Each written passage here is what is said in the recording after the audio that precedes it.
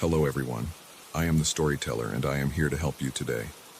I know you use this video to fall asleep, so before that, like the video and subscribe to the channel. Also, where are you from and what time are you watching? Now get comfortable and relax. The first thing I noticed wasn't the cold seeping through the cracked windows of my rental car, nor the way the blizzard had transformed the mountain road into an impenetrable wall of white. It was the silence that followed when I turned off the engine. A silence so complete it seemed to press against my eardrums like cotton soaked in dread. The Grandview Hotel loomed before me through the swirling snow, its Victorian silhouette carved against the storm like a tombstone against a gray sky. Every window was dark except for a single amber glow emanating from what I assumed was the lobby. The building seemed to lean slightly forward, as if straining to get a better look at me. My hands trembled as I retrieved my briefcase from the back seat, though I told myself it was just the cold. The quarterly reports inside felt heavier than they should have, weighed down by the knowledge that I'd never make tomorrow's presentation in Denver. The storm had swallowed the interstate whole, and my phone had lost signal 3 hours ago when I'd taken this detour through what the GPS had optimistically labeled a scenic route. The lobby door opened before I could reach for the handle. "Welcome to the Grandview," the receptionist said, though his voice seemed to come from somewhere behind me rather than from his position at the mahogany desk. He was impossibly tall and thin, with skin that looked like parchment left too long in the sun. His eyes were the color of old pennies, tarnished and dull. Terrible weather for traveling. I explained my situation: the storm, the blocked roads, the need for a room until morning. He listened with his head tilted at an angle that made my neck ache just looking at him, nodding at intervals that didn't quite match the rhythm of my words. "Room 237, he said, sliding a brass key across the desk. The metal was warm to the touch, almost fever-hot. "Third floor. Elevator's been temperamental. Best to take the stairs." The key felt heavier than it should have, like it was made of lead rather than brass. When I asked about other guests, about how many people typically stayed here during storms, his smile stretched a fraction too wide. "We've had many guests over the years," he said, his eyes focusing somewhere past my left shoulder. "They all find what they're looking for eventually." The stairs creaked under my weight with a sound like breaking bones. Each step seemed to echo longer than physics would allow, reverberating through the walls until I couldn't tell if the footsteps I heard were my own or someone else's, somewhere above or below me in the building's vertical maze. The hallway on the third floor stretched impossibly long in both directions, lined with doors that seemed to multiply the longer I looked at them. The wallpaper was a deep burgundy with a pattern that hurt to focus on, geometric shapes that seemed to shift and writhe when I wasn't looking directly at them. The carpet runner was threadbare and stained with dark patches that looked almost black in the dim light from the overhead fixtures. Room 237 was halfway down the hall, or at least it seemed to be when I started walking. By the time I reached it, I could have sworn I'd passed at least 30 doors, though when I turned to look back, the hallway behind me appeared no longer than it should have been. My heart hammered against my ribs as I fumbled with the key, my hands slick with sweat, despite the cold that seeped through the walls. The room was smaller than I'd expected, with a single window that looked out onto what should have been the parking lot, but showed only swirling darkness. The bed was made with hospital corners so tight they looked painful. A radiator in the corner hissed and clanked with a rhythm that reminded me uncomfortably of labored breathing. I set my briefcase on the small desk and tried to shake off the unease that had settled in my chest like a cold stone. Business trips had taken me to countless hotels over the years, some grand, some seedy, most forgettable. But I'd never felt this sense of wrongness, this feeling that the building itself was watching me with hungry eyes. Sleep came in fits and starts, broken by sounds that had no source I could identify. Footsteps in the hallway at 3 in the morning, slow and deliberate. A soft tapping at the walls that seemed to move from room to room like a message being passed along in code. Whispers that might have been the wind or might have been voices speaking words in a language I didn't recognize. When I finally gave up on sleep and checked my watch, it was still 3:17 a.m. the same time it had been when I'd last looked, though I was certain at least an hour had passed. The digital display flickered as I stared at it, the numbers seeming to swim before settling back into place. I decided to find ice, anything to get out of that room and move around. The ice machine, according to a faded sign by the elevator, was at the end of the hall. But when I opened my door and stepped into the corridor, the hallway had changed. Where there had been burgundy wallpaper, now there were mirrors, dozens of them, reflecting my image back and forth into infinity. My reflection looked haggard and strange, as if I'd aged years in the few hours since I'd arrived. The ice machine wasn't where the sign said it would be. In fact, the hallway seemed to bend and curve in ways that defied the building's structure.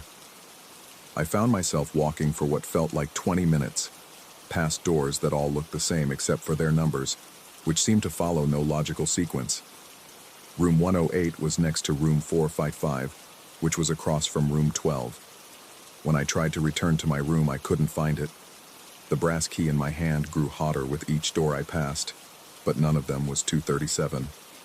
My breathing became shallow and rapid, my chest tight with the kind of panic that makes rational thought impossible. Sweat beaded on my forehead despite the persistent cold that seemed to emanate from the walls themselves.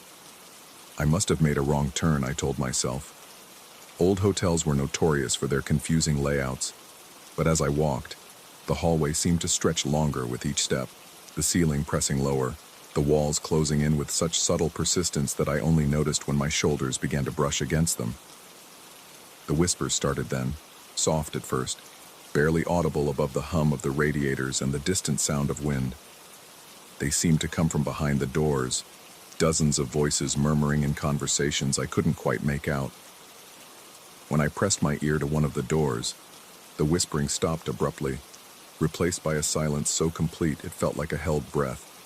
My hands shook as I tried door after door, the brass key scorching my palm now like a brand. None of them opened. The whispers followed me, rising and falling like waves, sometimes forming almost words that made the hair on the back of my neck stand on end. My heart pounded so hard I could feel my pulse in my temples, my vision starting to blur at the edges from hyperventilation. Then I saw him.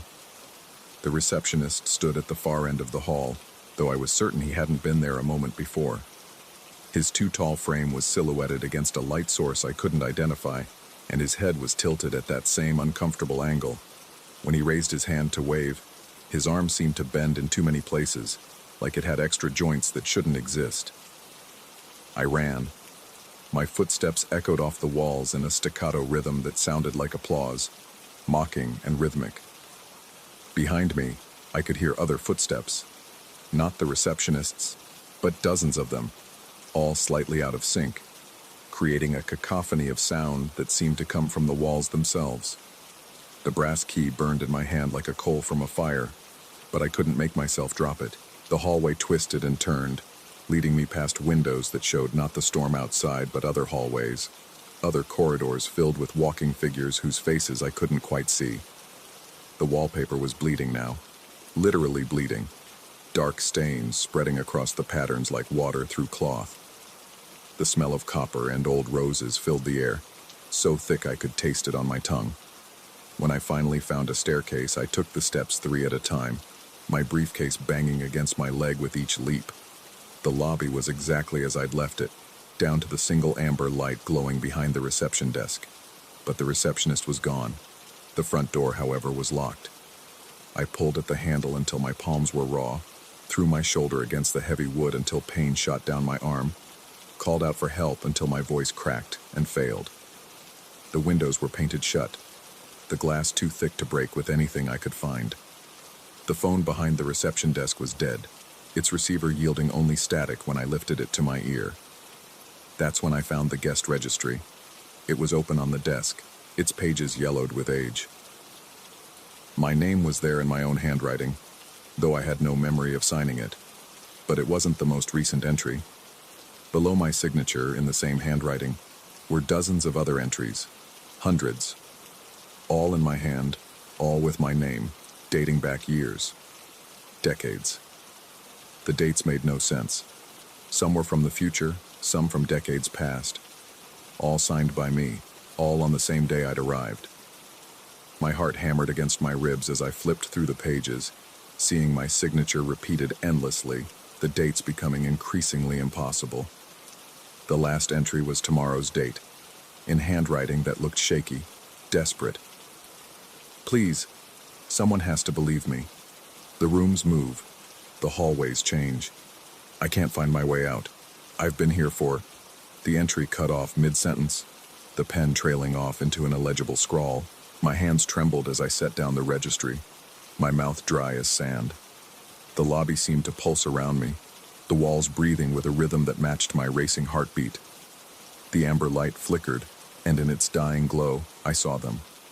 Figures in the shadows, dozens of them, all with my face, all wearing the same expression of terror and confusion.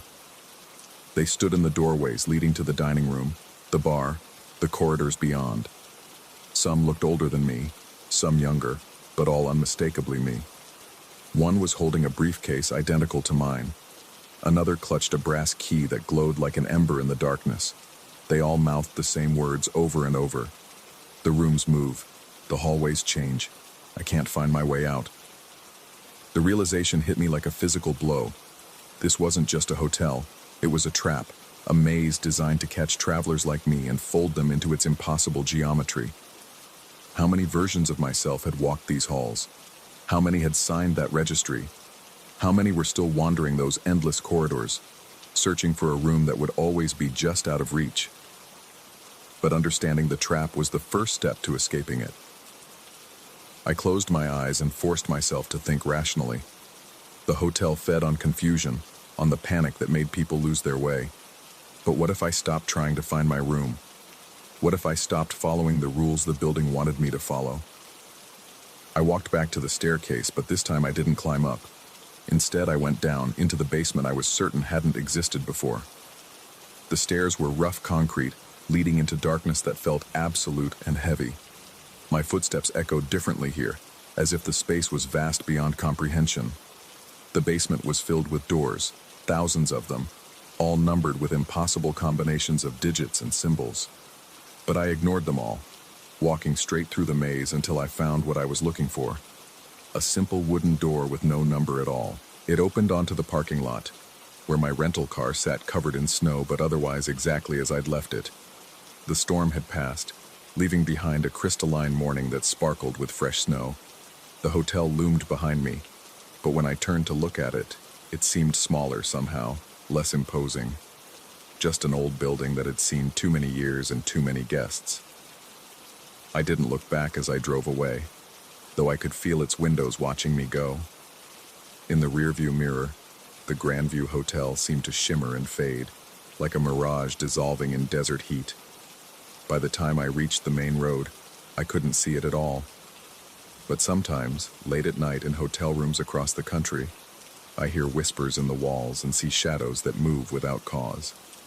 And I know that somewhere, in a place between here and there, other versions of myself are still walking those endless halls, searching for a room they'll never find, signing a registry that will never let them leave. The brass key is still in my pocket. I've tried to throw it away dozens of times, but it always finds its way back. Sometimes I catch myself fingering its warm metal surface, and for just a moment, I remember the comfort of that terrible place, the certainty of being lost forever. And sometimes, just sometimes, I wonder if I ever really left at all.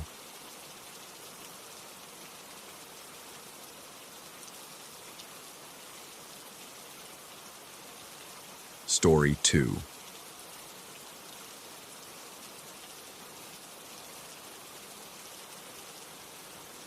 The forest had no business being this quiet. I'd been camping for over 20 years, from the Appalachians to the Rockies, and never once had I experienced this suffocating absence of sound. No cricket symphonies, no owl calls piercing the darkness, no rustle of small creatures scurrying through undergrowth. Even the wind had abandoned this place, leaving the towering pines motionless as cemetery monuments against the starless sky. My decision to venture into these remote woods had seemed reasonable 3 days ago. Work had been crushing me slowly, methodically, like a hydraulic press. 16-hour days, Endless meetings, the constant buzz of notifications eating away at my sanity.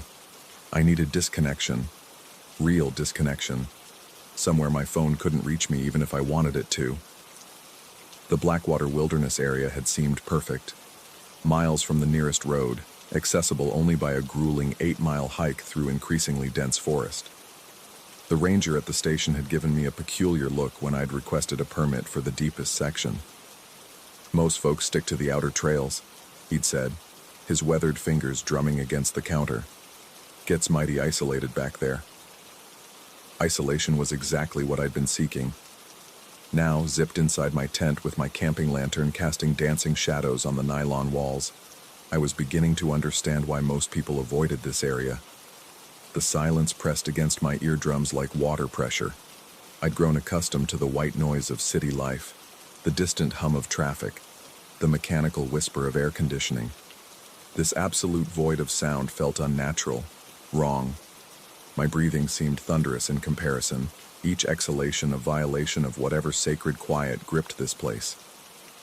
I checked my watch. 11:47 p.m. The luminous digits glowed sickly green in the darkness. I'd been lying here for 2 hours, unable to shake the feeling that something was fundamentally off about this stretch of forest. During daylight, I'd noticed the absence of animal signs. No deer tracks in the soft earth, no bird nests in the lower branches, no scat or fur caught on thorns. It was as if wildlife had collectively decided to avoid this particular grove. A bead of sweat rolled down my spine despite the cool mountain air. My heart was beating too fast, a rapid staccato that echoed in my ears. I tried to rationalize the anxiety. Maybe there was a gas leak from natural deposits underground. Maybe some sort of electromagnetic anomaly that affected animal behavior. There had to be a logical explanation. That's when I first saw them. Through the mesh window of my tent, barely visible in the pale starlight, stood 3 tall shapes at the edge of the clearing. They weren't trees. I'd memorized every tree line during my daylight setup. These were different, vertical, impossibly still. My mouth went dry instantly. The rational part of my brain scrambled for explanations. Lost hikers, maybe, though who would be hiking at midnight without flashlights? Park rangers on patrol. But they would have announced themselves, wouldn't they? I fumbled for my flashlight, my hands trembling so violently I nearly dropped it. The beam cut through the darkness, illuminating empty forest. Nothing but pine trunks and shadows. I swept the light back and forth across the tree line, painting arcs of yellow visibility across the black canvas of night. Nothing. I clicked off the light and immediately the shapes returned, darker silhouettes against the barely perceptible backdrop of trees. 3 of them, roughly humanoid but wrong in ways my mind struggled to process. Too tall, perhaps 8 or 9 feet. Their proportions seemed skewed, arms hanging too long, heads tilted at unnatural angles. My breathing became shallow, rapid. Each intake felt insufficient, as if the air itself had thinned. Cold sweat beaded on my forehead and upper lip. I could taste copper in my mouth, the metallic flavor of pure fear. For what felt like hours, I watched them through the mesh window. They never moved, never shifted position. They simply stood there, patient as monuments, facing my tent. The silence around them was so complete it began to feel malevolent, as if sound itself was being actively suppressed. Gradually, imperceptibly, they drew closer. I didn't see them move. Between one blink and the next, they had advanced perhaps 10 feet toward my campsite. My pulse hammered against my throat. I squeezed my eyes shut, counted to 10, opened them again. Another few feet closer. The logical mind is a fragile thing when confronted with the impossible. Mine began fracturing, generating increasingly desperate explanations. Optical illusions caused by exhaustion, hallucinations from altitude sickness, though we were only at 3,000 feet. Carbon monoxide poisoning from my camp stove, though I'd used it hours ago and well ventilated. But when I turned on the flashlight again, they vanished like smoke, leaving only ordinary forest. When I turned it off, they returned, closer still. My hands shook so violently I could barely maintain grip on the flashlight. The beam wavered crazily each time I switched it on, revealing nothing but innocent wilderness.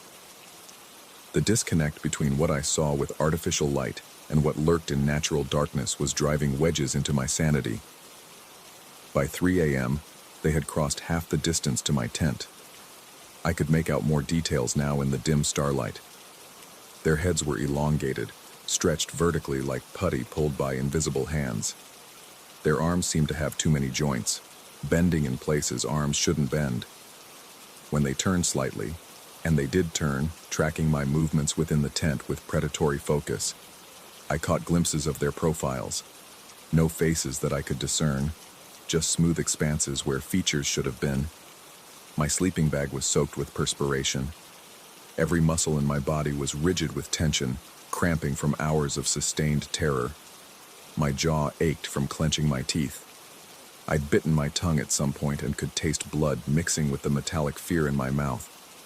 The rational part of my mind, now barely a whisper, suggested I was having some sort of psychotic break. Stress-induced hallucinations. Maybe I should pack up, hike out in the dark, get to a hospital. But the animal part of my brain, the ancient circuitry designed to keep my ancestors alive, screamed that moving would be fatal, that these things were waiting for me to leave the imagined safety of my nylon shelter. Around 4 a.m., I heard the first sound since sunset. It wasn't quite breathing, wasn't quite whispers.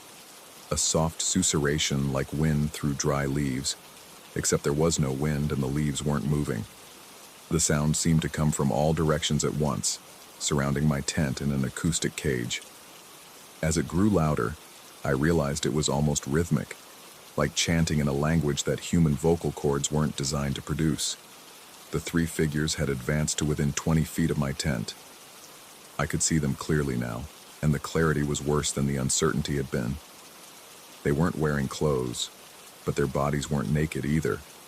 Their skin, if it was skin, had a texture like bark, rough and segmented. Their impossibly long arms ended in hands with too many fingers, each digit extending into what looked like thorns or claws. When they moved their heads, which they did in perfect unison, I caught glimpses of what might have been eyes. Not eyes as humans understood them, but dark hollows that seemed to absorb light rather than reflect it. Staring into those voids, I felt something fundamental inside me recoil, some base survival instinct screaming warnings in a language older than words. The susurration grew louder, more insistent. It was definitely communication of some kind, though whether they were talking to each other or to me remained unclear. The sound bypassed my ears somehow, resonating directly in my bones, making my teeth ache and my vision blur. My body was betraying me now. My bladder had released sometime during the night, adding the humiliation of warm wetness to my catalog of terror. My hands had cramped into claws around the flashlight. When I tried to straighten my fingers, they moved like arthritic joints, stiff and painful. Dawn felt impossible, a theoretical concept that might never arrive. Time had become elastic, each minute stretching into subjective hours. I'd stopped checking my watch because the crawling progression of digital numbers was another small cruelty I couldn't bear. Then, as the eastern sky began its gradual transition from black to deep blue, something changed. The figures stopped advancing. For the first time in hours, they remained perfectly still, no longer creeping closer with their impossible, imperceptible movement. The susurration softened, became almost musical. And slowly, with the same uncanny coordination they'd maintained all night, they began to retreat. I watched them withdraw into the forest with the same impossible stealth they'd used to approach. One moment they were there, the next they had melted back into the shadows between trees. As the sky lightened further, painting the forest in shades of gray and gold, they faded like nightmares before waking. The silence that had oppressed me all night suddenly broke. Somewhere in the distance, a bird called, then another. The normal symphony of morning forest life began tentatively, as if the woods themselves were testing whether it was safe to resume normal function. I remained frozen in my tent until full daylight, afraid that movement might summon them back. When I finally worked up the courage to unzip the entrance and step outside, I found no evidence of their presence. No footprints in the soft earth around my campsite, no disturbed vegetation, nothing to suggest anything unusual had occurred. But there was one detail that made my blood run cold all over again. Around my tent, in a perfect circle perhaps 30 feet in diameter, every blade of grass had been pressed flat, not torn or damaged, but uniformly flattened as if something impossibly heavy had settled over the entire area. The boundary of this circle was precise, mathematical in its perfection. Outside the circle, the grass stood normal and undisturbed. I packed my gear with shaking hands and began the long hike out. During the 8-mile trek back to civilization, I convinced myself it had been hallucinations. Stress, exhaustion, maybe something in the water I'd filtered from the stream. By the time I reached my car, I'd almost succeeded in rationalization. That was 6 months ago. Last week I received a phone call from the Park Service. 3 more campers had reported similar experiences in the same area. Tall figures watching from the forest. Unnatural silence. Grass pressed into perfect circles around their campsites. The ranger I spoke with mentioned they were considering closing that section of the wilderness area pending investigation. When I asked what kind of investigation, he was quiet for a long moment. The kind where we try to figure out if something's living out there that shouldn't be, he finally said. I haven't been camping since. Every night when I turn off the lights in my apartment, I find myself checking the windows, searching the darkness beyond the glass for familiar silhouettes. The city noise that once irritated me now comforts me. A barrier of human sound against whatever waits in the quiet places. Sometimes, in the moments between waking and sleep, I still hear that susurration. Not quite breathing, not quite whispers. And I know, with the certainty that comes from having stared into those light-absorbing voids, that they're still out there. Watching, waiting, growing bolder with each passing season, each new camper who ventures too deep into the wilderness, seeking the peace that only isolation can provide. The peace they guard with patient, inexorable hunger. Story 3. The apartment showed its age in ways that money couldn't fix. Paint peeled from the walls like diseased skin, and the floorboards groaned under the weight of secrets they'd been keeping for decades. But at $400 a month in downtown, I couldn't afford to be picky. What I couldn't have anticipated was that some places are cheap for reasons that go far beyond peeling paint and squeaky floors.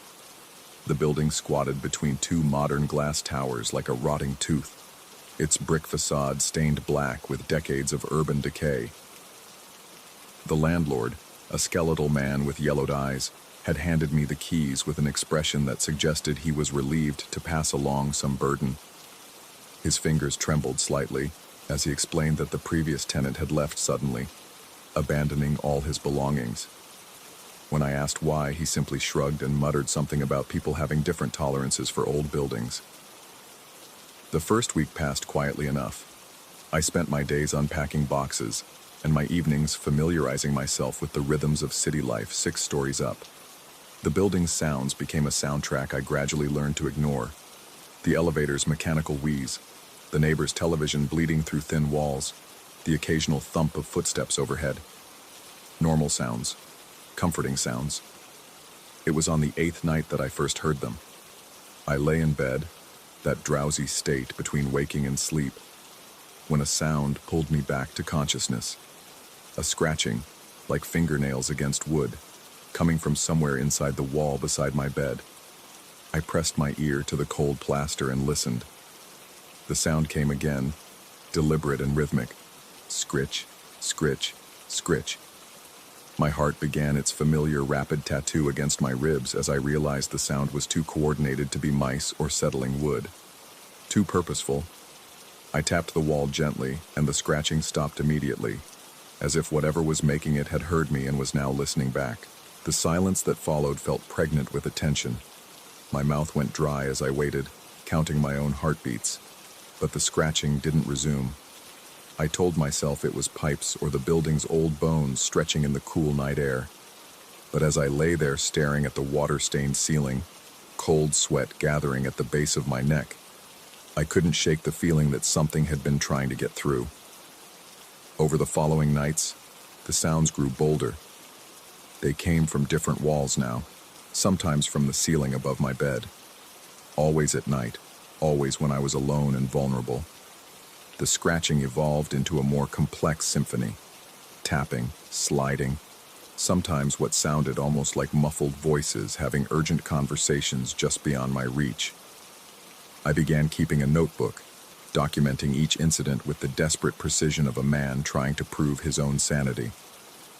11:47 p.m., scratching in bedroom wall, southeast corner. 2:23 a.m., sliding sound above kitchen, duration approximately 3 minutes. 3:15 a.m., voices, unintelligible, from bathroom wall. The entries multiplied, and with them, my growing certainty that I was either losing my mind or sharing my apartment with something that defied rational explanation. My sleep became fragmented, interrupted by my own hypervigilance. I'd lie rigid in bed, every muscle tensed, listening for the next manifestation while my nervous system flooded my bloodstream with adrenaline. During the day, I examined every inch of the walls, looking for cracks or openings that might explain the sounds. I found nothing but aging plaster and paint. The building's super, a gruff man who clearly resented being bothered, insisted there were no other tenants on my floor and no access spaces behind the walls where I'd been hearing the disturbances. As the days blended into weeks, my rational mind began to fray. I caught myself talking to the walls, demanding explanations from whatever lurked behind them. My work suffered as exhaustion accumulated like a physical weight. Colleagues commented on my appearance, suggesting I looked unwell, but how could I explain that I was afraid to sleep in my own home? The breakthrough came when I discovered Mrs. Chen in apartment 4B had lived in the building for 30 years. She was a tiny woman with intelligent eyes who invited me in for tea when I knocked on her door with my carefully prepared questions about the building's history. She told me about the previous tenant in my apartment, a man named David who had lasted only 2 months before disappearing in the middle of the night, leaving behind all his possessions and 6 months of rent paid in advance. Before David, there had been Sarah, who had vanished after 3 weeks. Before her, Miguel, gone after just 10 days. Mrs. Chen's voice dropped to a whisper as she described the pattern she'd observed over the years. People would move into apartment 6A, and for a brief period, everything would seem normal. Then would come the complaints about strange sounds, requests to the landlord for repairs that never seemed to fix anything. The tenants would become increasingly agitated, their eyes taking on the same hunted look I now recognized in my own reflection. Then they would simply disappear. Not permanently, she clarified, noting my alarm. They would be seen months or even years later, but always somewhere far away. David had been spotted in Seattle. Sarah had sent a postcard from Phoenix. Miguel had called his sister from Denver, confused and disoriented, claiming he couldn't remember how he'd gotten there or why he'd left. Mrs. Chen's theory, delivered with the matter-of-fact tone of someone who had lived long enough to accept the inexplicable, was that the apartment itself was hungry, that something in those walls fed on human presence, growing stronger with each occupant until it could somehow pull them into whatever space existed between the real world and wherever the sounds originated. I left her apartment with my hands shaking and my worldview fundamentally altered. The notebook I'd been keeping suddenly seemed less like documentation of anomalies and more like a countdown to my own inevitable disappearance. That night, the sounds were different, more urgent, more coordinated. I could hear what sounded like movement throughout the entire wall system, as if a network of passages I couldn't see was suddenly alive with activity. The scratching had evolved into something that resembled digging, and underneath it all was a low humming that seemed to vibrate through the floorboards and into my bones. I stood in the center of my living room, turning slowly to track the sounds as they moved around me in a slow circle. The feeling of being watched, which had been growing stronger each night, now felt like a physical pressure against my skin. My breathing became shallow and rapid as I realized the sounds were no longer random. They were responding to my movements, following me around the room. The temperature in the apartment dropped noticeably, and my breath began to fog in the sudden chill. The humming grew louder, and I could feel it resonating in my chest cavity, making my heart struggle to maintain its natural rhythm.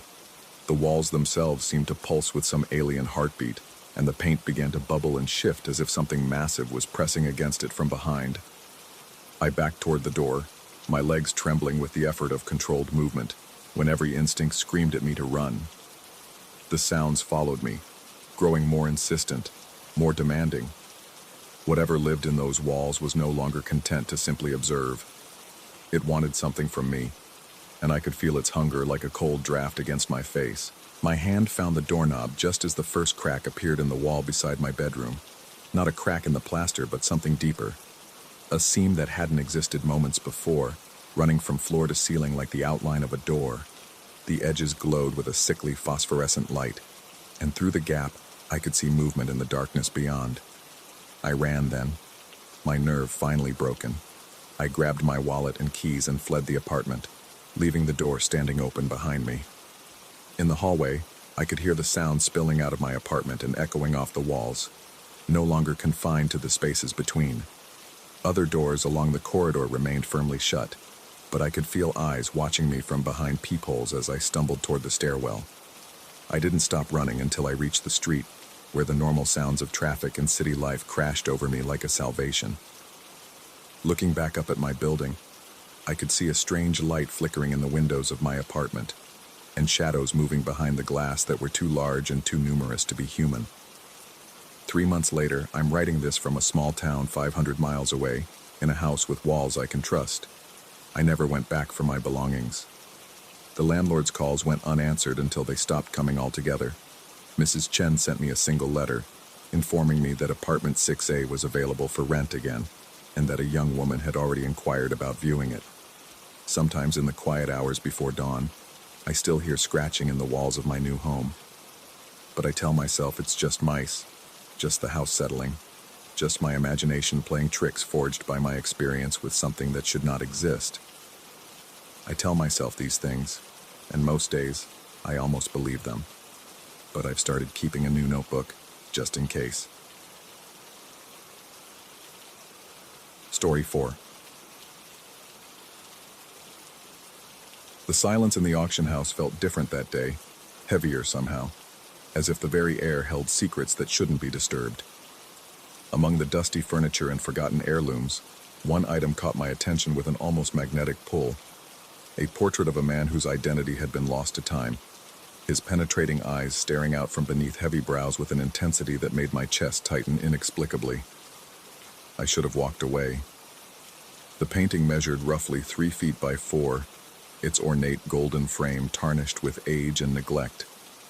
The unknown subject wore formal attire typical of the late 19th century, his pale hands folded precisely in his lap, while those dark, unsettling eyes seemed to track my movement, even from across the crowded room. When the auctioneer's hammer fell, and I found myself the owner of this peculiar piece for a surprisingly modest sum, a chill ran down my spine that I attributed to the building's poor heating. That first night, as I hung the portrait in my living room above the fireplace, my hands trembled slightly while adjusting its position. The man's gaze bore into me with such startling clarity that I found myself glancing over my shoulder repeatedly, expecting to find someone standing behind me. His expression appeared stern, yet somehow knowing, as if he possessed information about me that I myself had forgotten. The eyes followed me. I noticed it immediately, though I told myself it was merely a trick of perspective common to well-executed portraits. Artists had mastered this illusion for centuries, painting pupils in such a way that they appeared to track observers regardless of viewing angle. Yet as I moved from the kitchen to the hallway, from the armchair to the window, those dark eyes maintained their unwavering focus on me with a persistence that made my throat constrict and my palms grow damp. Sleep came fitfully that first week. My bedroom lay directly above the living room, and throughout the night I found myself listening for sounds that never came. Footsteps on creaking floorboards, the rustle of clothing, whispered voices. Instead, an oppressive silence filled the house, broken only by my own restless tossing and the occasional groan of settling wood.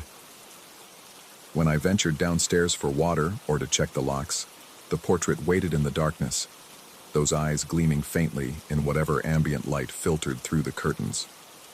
By the second week, the changes began.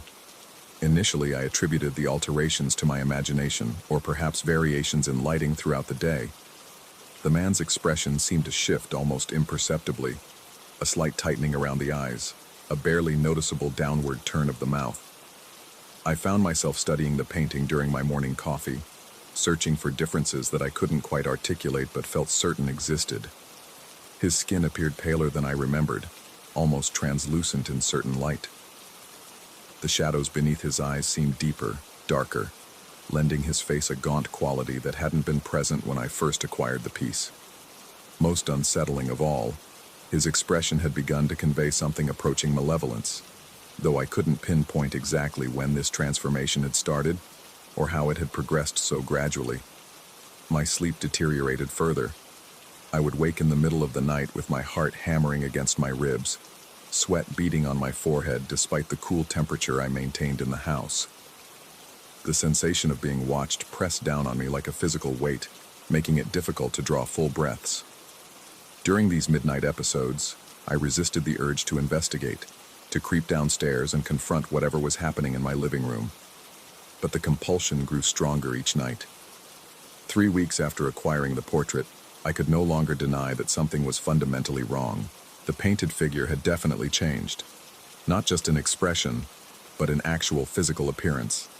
His face had grown thinner, more angular, and his once neat hair now appeared disheveled, as if he had been running his fingers through it in agitation. The formal jacket seemed looser on his frame, suggesting weight loss that should have been impossible for a painted subject. Most disturbing of all, his eyes had developed a predatory quality that made my skin crawl. They no longer simply followed my movements. They seemed to anticipate them, focusing on doorways before I entered rooms, tracking paths I intended to take before I took them. The intelligence behind those painted pupils felt active, alive, and increasingly hostile. I began avoiding the living room during daylight hours, conducting my daily activities in other parts of the house. The kitchen became my refuge, its windows facing away from the portrait's direct line of sight. Yet even there I felt observed, as if his gaze could penetrate walls and maintain its relentless surveillance. My hands shook when pouring coffee, and I found myself jumping at every small sound. The hum of the refrigerator, the tick of the wall clock, the distant rumble of traffic. Friends commented on my haggard appearance when I ventured out for groceries or work-related meetings. One colleague mentioned that I looked like I hadn't slept in weeks, which wasn't far from the truth. When they asked about my health, I deflected their concerns, knowing that any attempt to explain the situation would result in recommendations for psychiatric evaluation or suggestions that I was working too hard. How could I tell them that a painting was stalking me in my own home? The 4th week brought a new development that shattered any remaining hope that this was merely psychological stress or sleep deprivation. I had been sitting in my kitchen, back turned to the living room entrance, when I heard the unmistakable sound of footsteps on hardwood floors. They moved slowly, deliberately, with the measured pace of someone attempting stealth. My entire body went rigid, every muscle tensed as adrenaline flooded my system, making my vision sharper and my hearing more acute. The footsteps continued for perhaps 30 seconds before stopping entirely, leaving behind a silence so complete that it seemed to have physical substance. When I finally gathered enough courage to investigate, I found the living room exactly as I had left it, with one crucial exception. The portrait's head had turned slightly to the left, angling toward the doorway where I now stood. His painted eyes locked onto mine with such intensity that I stumbled backward, my shoulder hitting the doorframe hard enough to leave a bruise. That night, I didn't sleep at all. I sat in my bedroom chair facing the door, listening for any sounds from below. None came, but the knowledge that something impossible was happening in my house made rest unthinkable. By morning, my nerves were frayed to the point where even shadows seemed threatening, and every creak of the house settling made me flinch violently. I researched the painting's history, spending hours online trying to trace its provenance. The auction house records provided little information beyond a vague description and an estate sale number. Phone calls to the previous owner's relatives yielded only confused responses. Apparently, the portrait had been discovered in an attic after an elderly aunt's passing, with no memory of its origin or the identity of its subject. One conversation proved particularly unsettling. The deceased woman's nephew mentioned that his aunt had complained in her final months about feeling watched in her own home. Though family members had attributed this to advancing dementia, she had reportedly insisted that something in her attic was moving around at night, making noise and rearranging items, but investigations had revealed nothing amiss. The implications made my blood run cold.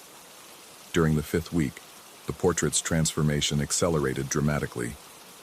The painted figure now appeared emaciated, his clothes hanging loosely on his skeletal frame. His hair had become wild and unkempt, framing a face that was all sharp angles and hollow cheeks. But most terrifying of all were his eyes.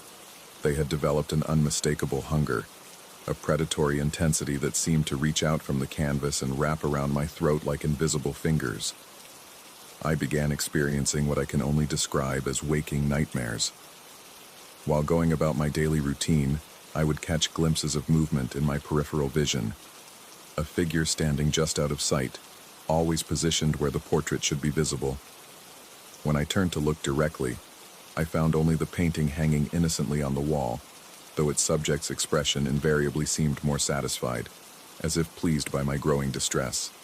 The sensation of being stalked intensified beyond anything I had previously experienced. Every room felt contaminated by his presence, every shadow potentially concealing his lurking form. I installed additional locks on my bedroom door and began sleeping with a baseball bat within arm's reach, though I knew such precautions were useless against whatever supernatural forces were at work. My appetite disappeared entirely. Food became tasteless, and the act of eating required tremendous effort, as my throat seemed to constrict whenever I attempted to swallow. Weight dropped off my frame with alarming speed, and I began to wonder if I was somehow absorbing the painted figure's condition, becoming thin and haggard as he grew more solid and real. The mirror in my bathroom became my enemy. Each morning, I confronted a reflection that bore an increasingly uncomfortable resemblance to the portrait subject. Hollow cheeks, dark circles under my eyes, and a haunted expression that spoke of fear so profound it had become a physical characteristic. 6 weeks after the auction, the inevitable confrontation arrived. I had been lying in bed, staring at the ceiling and listening to the familiar sounds of my house settling, when I heard them. Footsteps climbing the stairs. They moved with deliberate slowness, each creak of the wooden steps echoing through the silent house like a funeral bell. My heart rate spiked so dramatically that I thought I might be having a cardiac event, and my breathing became rapid and shallow as panic flooded my system. The footsteps paused at the top of the stairs, directly outside my bedroom door. I lay perfectly still, every muscle locked in terror, as the doorknob began to turn with agonizing slowness. The lock held, but the knob continued its rotation, accompanied by a sound like grinding teeth that seemed to emanate from within the metal itself. Then silence. For what felt like hours, I remained frozen in place, straining to hear any indication of movement in the hallway. When dawn finally broke and pale light filtered through my bedroom curtains, I found the courage to unlock my door and peer outside. The hallway was empty, but muddy footprints led from the stairway to my bedroom door, footprints that matched the formal shoes visible in the portrait below. That morning, I made a decision that probably saved whatever remained of my sanity. I called a local art dealer and arranged for the portrait's immediate removal and sale. When he arrived to collect the piece, he commented on its unusual qualities, mentioning that the subject seemed to be looking directly at him regardless of his position in the room.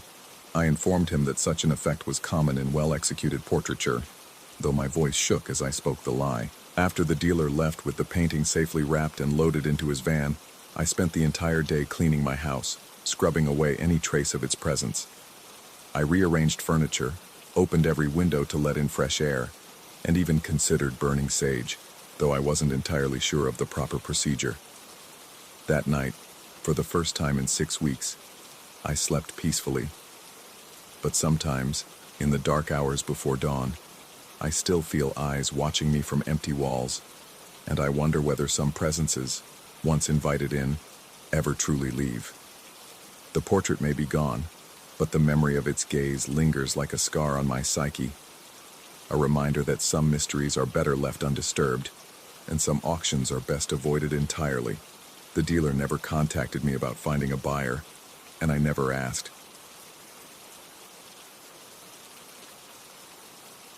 Story 5.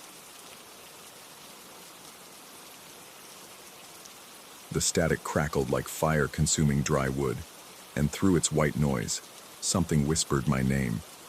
I found the radio buried beneath layers of dust and forgotten memories in Henderson's Antiques, a cramped shop that smelled of mothballs and decay. The proprietor, a weathered man with trembling hands, seemed eager to be rid of it. He mentioned something about the previous owner's sudden departure from town, but his words were garbled, rushed. I paid $20 for what appeared to be a 1940s Philco, its wooden cabinet scarred and its chrome fixtures tarnished black. My workshop in the basement became a sanctuary of sorts. The concrete walls seemed to absorb sound, creating a cocoon of silence broken only by the gentle hum of fluorescent lights and the occasional scratch of my tools against metal. Restoring old electronics had become my escape from the suffocating routine of my office job, a meditative process that required patience and precision. The radio's internals were a maze of vacuum tubes and capacitors, many corroded beyond recognition. I spent weeks sourcing replacement parts, meticulously cleaning connections, rewiring circuits that had been damaged by decades of neglect. My fingers grew intimate with every component, every wire, every resistor. The work consumed my evenings and weekends, providing blessed distraction from the monotony that had settled over my life like a shroud. When I finally connected the power cord and heard the first spark of electricity coursing through the restored circuits, my chest swelled with pride. The dial glowed amber in the dimly lit basement, casting strange shadows on the concrete walls. I turned the tuning knob slowly, listening to the symphony of static and interference that filled the airwaves. At first, the transmission seemed ordinary enough. Local news stations, talk radio, fragments of music bleeding through from distant frequencies. But as the days passed, I began noticing something unsettling about certain broadcasts. Voices would emerge from the static, speaking in hushed, urgent tones about events that hadn't yet occurred. The first prediction came during a late Tuesday evening session. A woman's voice, distorted and crackling through layers of interference, described a 3-car collision at the intersection of Maple and 5th Street. She provided specific details: a blue sedan running a red light, a delivery truck swerving to avoid impact, the sound of grinding metal and shattering glass. I dismissed it as coincidence when I heard the same accident reported on the morning news the following day. But the predictions continued with disturbing regularity. A man's voice, thick with an accent I couldn't place, spoke about a warehouse fire on the industrial side of town. He described the orange flames licking at broken windows, the acrid smell of burning chemicals, the wail of sirens cutting through the night air. 2 days later, the local newspaper's front page featured a photograph that matched his description exactly. My hands began to tremble whenever I approached the radio. The basement, once my refuge, now felt oppressive. The fluorescent lights seemed dimmer, casting longer shadows that appeared to writhe and shift in my peripheral vision. I found myself checking the locks on my basement door multiple times each evening, though I couldn't explain why. The voices grew more frequent, more urgent. They spoke of minor accidents, small fires, petty crimes, domestic disputes. Nothing catastrophic, but always accurate, always true. I started keeping a notebook, documenting each prediction, comparing them to subsequent news reports. The correlation was perfect, undeniable. Sleep became elusive. I would lie in bed, staring at the ceiling, replaying the distorted voices in my mind. Their words carried in quality that burrowed deep into my consciousness, leaving me restless and anxious. Dark circles formed beneath my eyes, and my colleagues at work began commenting on my haggard appearance. 3 weeks after the first prediction, I decided to test the radio's power. I waited until the voices emerged from the static, then quickly turned the power switch off. The amber glow faded. The circuits went silent, But the voices continued. They became louder, more insistent, speaking over one another in a cacophony of overlapping predictions. My heart hammered against my ribs as I yanked the power cord from the wall. The radio should have been completely dead, yet the voices persisted. They described a purse snatching in Riverside Park, a kitchen fire on Elm Street, a fender bender outside the post office. I clamped my hands over my ears, but the sounds seemed to emanate from inside my skull. When I finally worked up the courage to check the next day's news, every prediction had come true. I considered destroying the radio, smashing it with a hammer, but something held me back. Perhaps it was curiosity, or perhaps some darker compulsion that I didn't want to acknowledge. Instead, I moved it to the far corner of the basement, unplugged and covered with an old blanket. But the voices found me anyway. They whispered to me during meetings at work, their words threading through conversations with colleagues. They murmured from empty rooms in my house, their predictions echoing from air vents and heating ducts. I would catch fragments of their forecasts while washing dishes, while reading the newspaper, while trying to watch television. The boundary between the radio's influence and my own thoughts began to blur. I found myself anticipating the predictions, sometimes speaking them aloud before the voices had even begun. When I realized what was happening, my throat constricted with terror, my mouth went dry, my palms slicked with cold sweat. 4 weeks in, the predictions began to change. They became more personal, more specific to my own life. A voice described my morning routine with unsettling accuracy.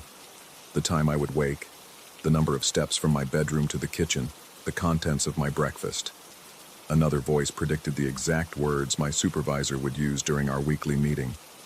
I stopped going to work.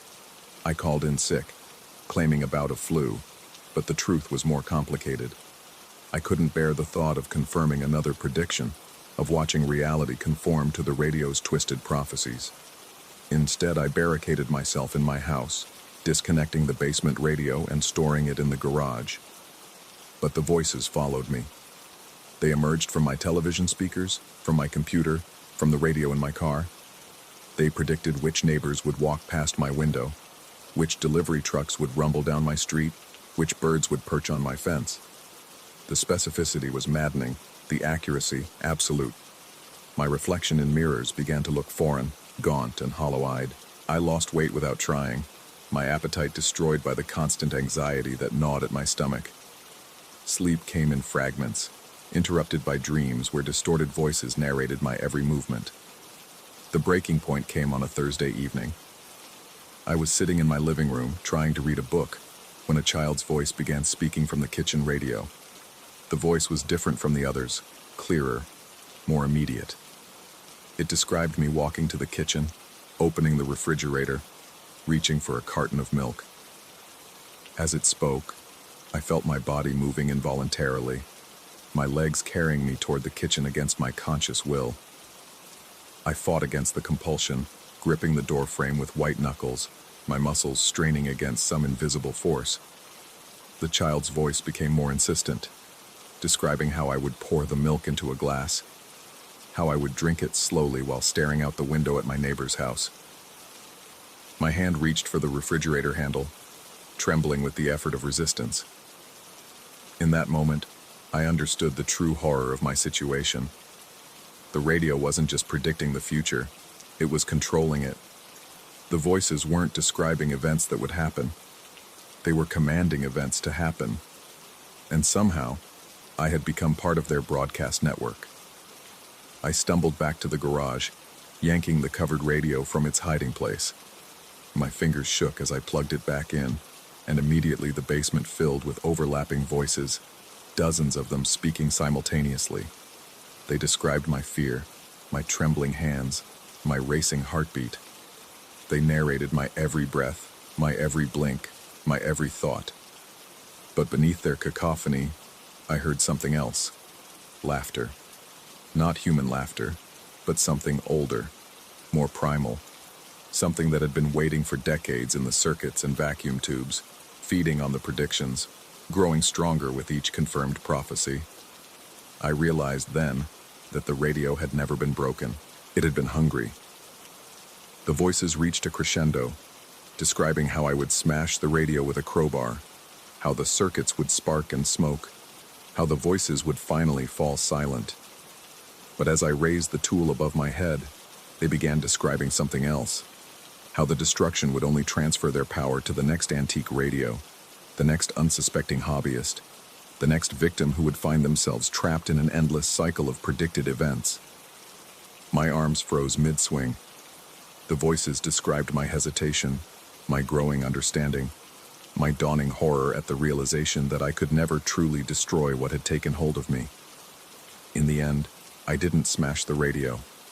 Instead, I unplugged it one final time and carried it back to Henderson's Antiques. The weathered proprietor looked unsurprised to see me, though I noticed his hands trembled more violently than before. He accepted the radio without comment, placing it back in the dusty corner where I had found it. As I left the shop, I heard him speaking to another customer about a beautiful vintage Philco, perfect for restoration. The customer, a young woman with eager eyes and steady hands, seemed genuinely interested. I wanted to warn her, to tell her about the voices and the predictions and the terrible hunger that lived in those circuits. But when I opened my mouth to speak, I heard my own voice describing how I would remain silent, how I would walk away, how I would become complicit in the cycle that had nearly consumed me. The prediction came true, as they always did. Now, months later, I still hear the voices sometimes. They whisper from radios in stores, from speakers in restaurants, from televisions in waiting rooms. They're quieter now, more distant, but they're always there. And sometimes, late at night when the world is quiet, they describe events that haven't happened yet. Events that I know, with absolute certainty, will come true. Story 6. The storm had teeth and it was hungry for me. Rain lashed against my windshield like skeletal fingers trying to claw their way inside, each droplet exploding in a burst of refracted lightning that made the world outside flicker between existence and void. My car's headlights carved feeble tunnels through the darkness, illuminating nothing but sheets of water and the occasional twisted silhouette of a tree bent nearly horizontal by the wind. The radio had died an hour ago, leaving me alone with the symphony of the storm and the increasingly erratic rhythm of my own heartbeat.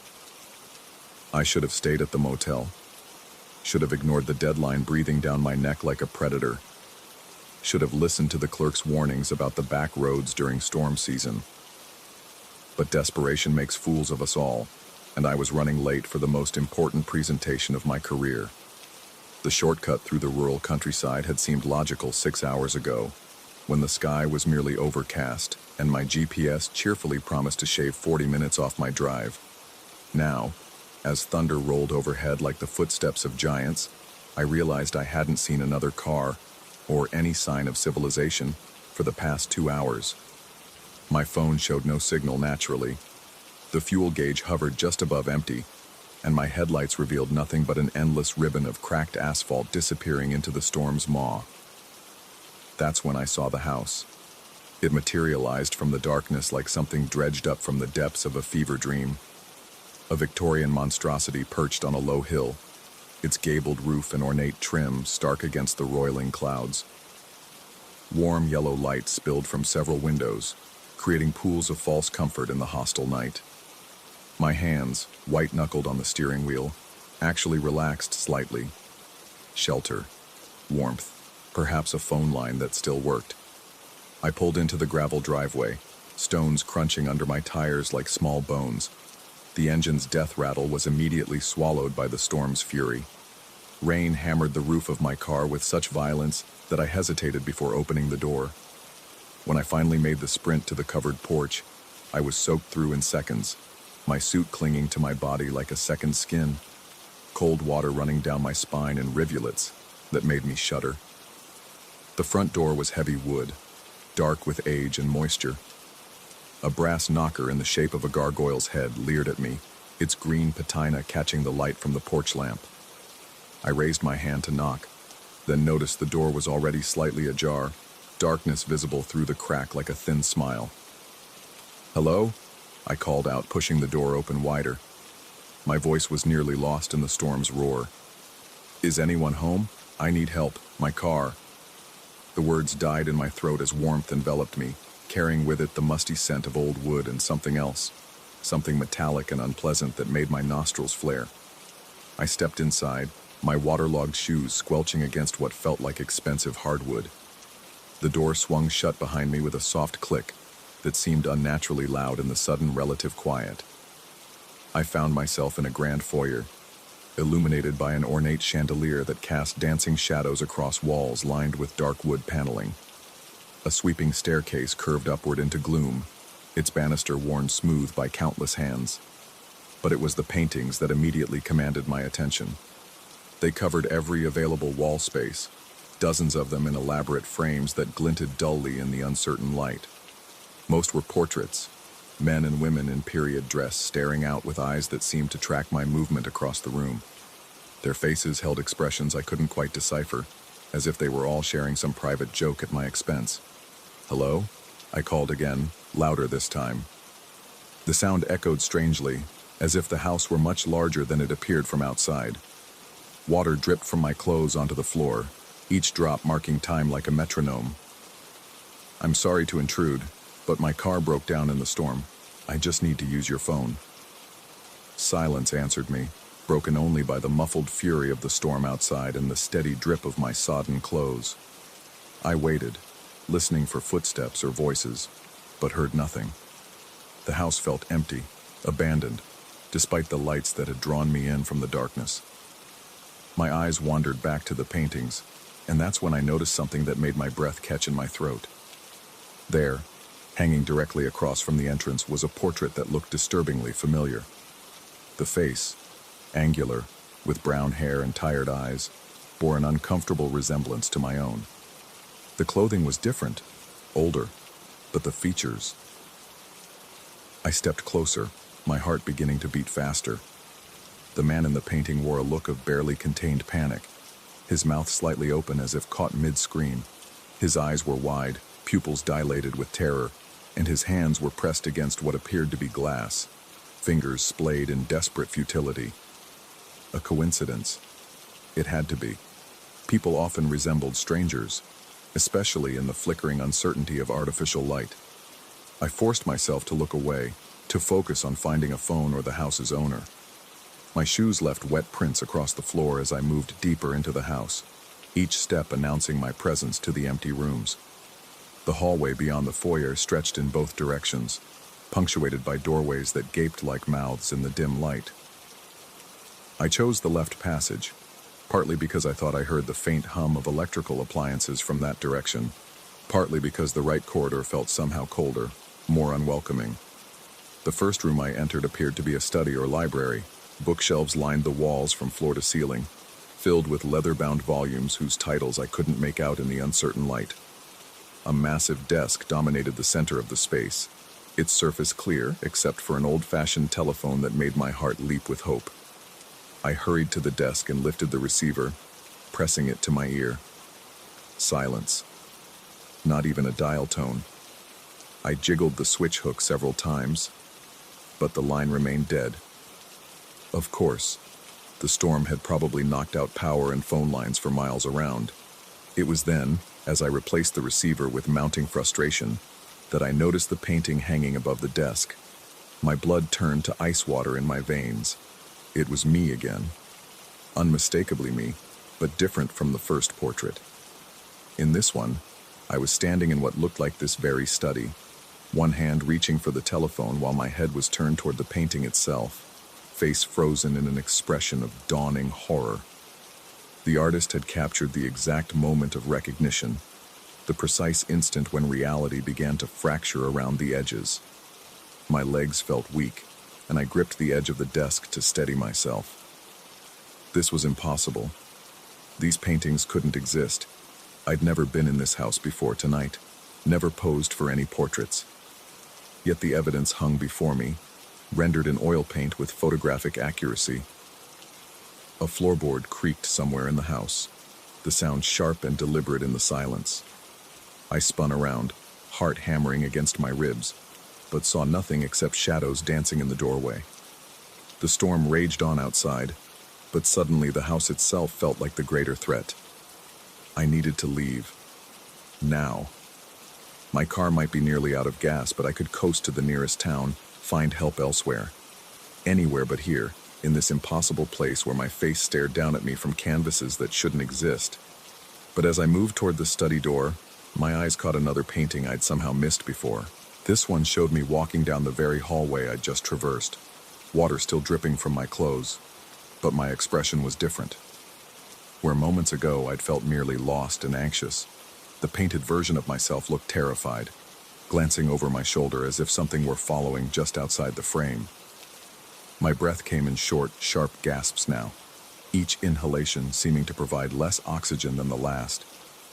The metallic taste I'd noticed upon entering grew stronger, coating my tongue with its unpleasant tang.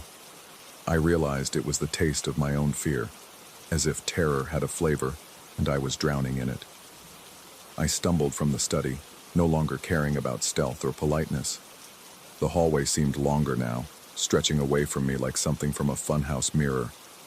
More paintings lined the walls, and though I tried not to look at them, my eyes were drawn to each one like iron filings to a magnet. There I was, climbing the staircase in the foyer, my face pale with exhaustion and fear. There I was again, standing in what appeared to be a kitchen, frantically yanking at a door that refused to open. And there, in a frame that made my knees buckle, was myself curled in a corner of a small room, hands covering my face, body shaking with what could only be complete psychological breakdown. The paintings weren't just showing me in this house. They were showing me trapped in this house, growing progressively more desperate and unhinged. They were telling a story, frame by frame, of my complete descent into madness. I ran then, abandoning any pretense of calm. My feet slipped on the wet floor, and I nearly fell twice before reaching the foyer. The front door stood before me like salvation itself, dark wood promising escape from this nightmare gallery. I grabbed the handle and pulled. Nothing. I pulled harder, throwing my full weight into it, but the door remained firmly shut. There was no lock visible on my side, no deadbolt or security chain, but the door might as well have been welded into place. I braced my foot against the frame and heaved until my shoulders burned, but it wouldn't budge. A window. I'd break a window if I had to. Glass could be replaced. My sanity might not be so easily repaired. I ran to the nearest window, grabbing a small bronze statue from a side table to use as a makeshift hammer. The statue was heavier than expected, and I nearly dropped it before hefting it above my head. The bronze struck the glass with a ringing impact that should have sent shards flying. Instead, the window remained perfectly intact, not even a crack marring its surface. I hit it again, putting every ounce of strength I possessed into the blow. The statue bounced off as if the glass were made of diamond. Behind me, another floorboard creaked. I turned slowly, statue still clutched in my white-knuckled fists, and saw something that made my vision blur around the edges. The paintings had changed. Where before they'd shown me in various states of distress throughout the house, now they all depicted the same scene. Myself, standing in this very foyer, holding the bronze statue, staring up at the walls with an expression of absolute, soul-destroying terror. But that wasn't the worst part. The worst part was that in every single painting, something else occupied the foyer with me. A shape that shouldn't exist, couldn't exist, but was nonetheless there in each frame, growing larger and more defined as my eyes moved from portrait to portrait. It stood behind me in the paintings, just out of reach, a darkness that seemed to bend light around itself. In some frames, it appeared almost human. In others, it was something else entirely, something that my mind refused to fully process. But in every single painting, its attention was focused entirely on me, and I could feel it now, in the real foyer, standing behind me just as it appeared in the oil and canvas prophecies surrounding me. The air grew colder against my back, and the metallic taste in my mouth intensified until I thought I might vomit. Every instinct screamed at me to turn around, to face whatever lurked behind me, but a deeper, more primal voice whispered that some things were better left unseen. The paintings began to shift again, imperceptibly at first, then with increasing speed. The The scenes changed like frames in a movie reel, showing my immediate future in accelerating succession. In one, I was running up the staircase. In another, I was throwing myself against an upstairs window, then hammering on a locked bedroom door, then collapsed on the floor, consciousness finally abandoning me to whatever fate awaited. But the final painting, the one that made my bladder nearly release and my heart skip several beats, showed me standing exactly where I was now, in this foyer, but months or perhaps years later. My clothes were different, torn and dirty, and my face was gaunt, hollow-eyed, marked by the passage of time and the erosion of hope. Most horrifying of all, I was smiling in that final portrait, a vacant, broken expression that suggested my mind had finally snapped under the weight of endless, inescapable repetition. The thing behind me moved closer. I could feel its presence like a physical weight, pressing against my spine with cold that went deeper than temperature. My breath came out in visible puffs now, though the house had been warm when I entered. The bronze statue fell from my nerveless fingers, hitting the floor with a sound like a death knell. I understood then, with terrible clarity, what this place was. Not a house at all, but a trap. A temporal snare that fed on confusion and despair, growing stronger with each loop, each repetition of the same futile struggle. The paintings weren't predicting my future. They were showing me my past, over and over again. An endless cycle of arrival, discovery, terror, and ultimately, acceptance. How many times had I stood in this spot? How many iterations of myself had stared up at these same walls, seen these same impossible portraits, felt this same cold presence breathing down their necks? The portraits suggested dozens, perhaps hundreds of repetitions, each one wearing down my resistance a little more, each one bringing me closer to the broken smile of that final painting. The presence behind me spoke then, not with words, but with a voice that bypassed my ears entirely and whispered directly into my consciousness. It told me truths I didn't want to hear, showed me visions of myself growing old in these rooms, growing mad in these corridors, eventually growing content in this beautiful prison. It promised me that the terror would fade, that acceptance would come, that I would learn to appreciate the artistry of my own entrapment.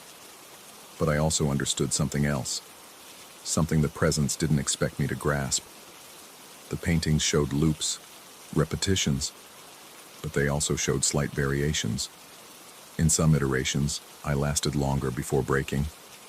In others, I found different hiding places, different escape attempts. The trap wasn't perfect. It was learning, adapting, but that meant it could be fought. I had to change the pattern, had to do something none of my previous selves had done, something that would break the cycle rather than perpetuate it. With tremendous effort, I forced myself to look away from the paintings, to ignore the cold presence at my back, and focus on the one thing that remained constant in every portrait, my own terror. In every frame I was afraid.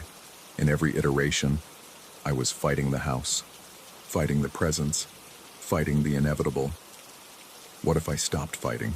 The idea was counter to every survival instinct I possessed, but it was also the one variable that hadn't been tested. Every painting showed struggle, resistance, fear. None showed acceptance. Not until that final broken portrait that might be years in the future. I closed my eyes and let my shoulders relax. The cold presence pressed closer, confused by my sudden stillness. I could feel its attention intensifying, probing, trying to understand this deviation from the established pattern. "I'm not afraid," I said aloud, though my voice shook with the lie. "I'm not fighting anymore." The presence recoiled slightly, and for the first time since entering the house, I felt a flicker of hope. The paintings on the walls began to shift again, faster now, cycling through possibilities like a computer processing new variables. Some showed me continuing to stand motionless. Others depicted me walking calmly through the house, no longer fleeing or struggling. But one painting, previously hidden behind others, began to emerge at the far end of the foyer. In it, I was walking out the front door, step by step, neither running nor cowering, simply leaving. The presence behind me was still there, but it was no longer pursuing. It was watching, perhaps even learning something new about the nature of fear and acceptance. I opened my eyes and walked toward the front door with measured steps. My heart still raced, my palms still sweated, but I kept my breathing steady and my pace even. The door handle turned smoothly under my grip. Outside, the storm was breaking. Lightning still flickered in the distance, but the rain had gentled to a steady drizzle. My car waited in the driveway, and when I turned the key, the engine caught immediately. The fuel gauge still read nearly empty, but somehow I knew it would be enough to reach civilization. As I pulled away from the house, I glanced in my rearview mirror. The Victorian mansion stood silhouetted against the clearing sky, light still burning in its windows. And there, barely visible in the doorway, was a dark shape that might have been a person, or might have been something else entirely, watching my departure with what I could only interpret as curiosity. I never found out if the paintings predicted only one possible future, or if they simply showed the most likely outcomes based on human nature and fear. I never returned to that stretch of road, never tried to find the house again. But sometimes, in the darkest hours of sleepless nights, I wonder if somewhere in that temporal gallery, there hangs a portrait of an empty foyer, waiting patiently for the next traveler to seek shelter from the storm. And I wonder if the next visitor will have the wisdom to stop fighting long enough to simply walk away.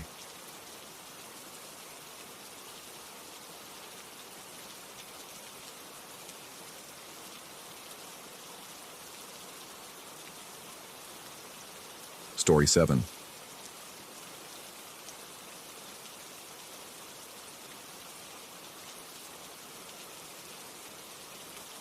The mist never lifted. Not once in the 3 weeks I'd been there, not even during the supposed peak of afternoon sun. It clung to the property like a living thing, writhing between fence posts and coiling around the weathered barn with an almost deliberate persistence that made my skin crawl every time I stepped outside. I accepted the caretaking job out of desperation more than anything else. My distant uncle's estate needed someone to maintain the property for a month while probate sorted through his affairs. The pay was decent, the isolation appealing after my recent divorce, and frankly, I needed to get away from everything familiar. What I hadn't expected was to find myself trapped in what felt like a pocket dimension, where natural laws seemed suspended. The farmhouse sat at the center of roughly 40 acres, surrounded by overgrown fields that disappeared into the perpetual gray haze.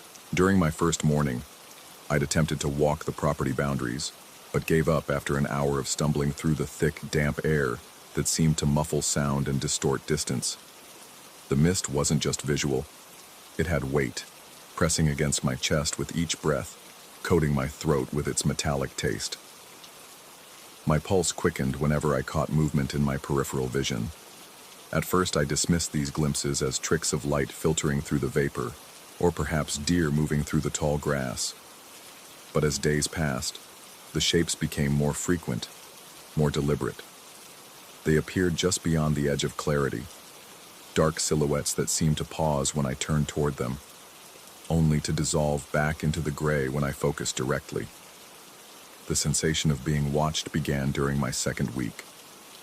It started as a prickle between my shoulder blades while I repaired loose boards on the front porch.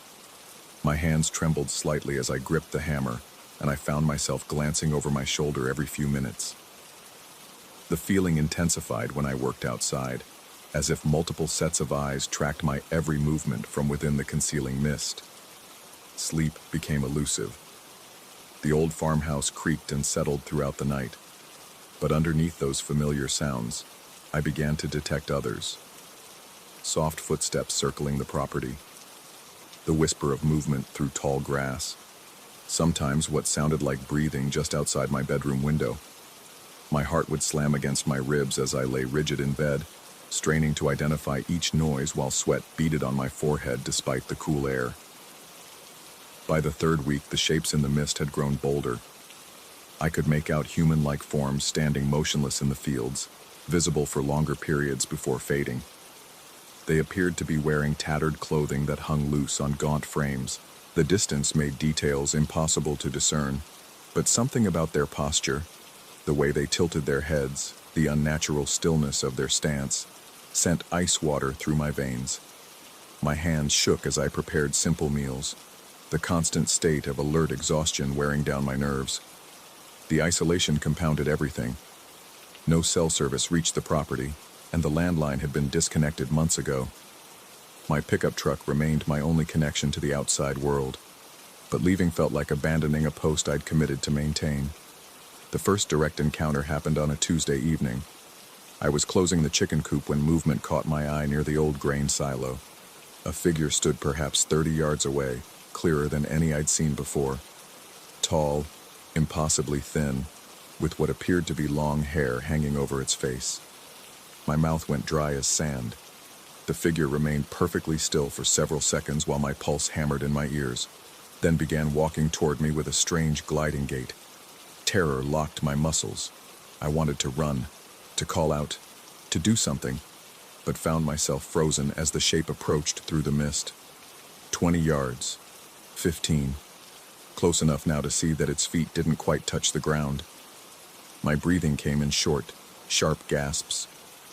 At 10 yards, it stopped abruptly and cocked its head to one side, studying me with an intensity I could feel despite being unable to see its features clearly.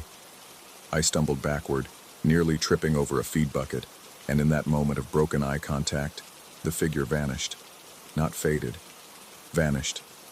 One instant it was there. The next, nothing but swirling mist where it had stood.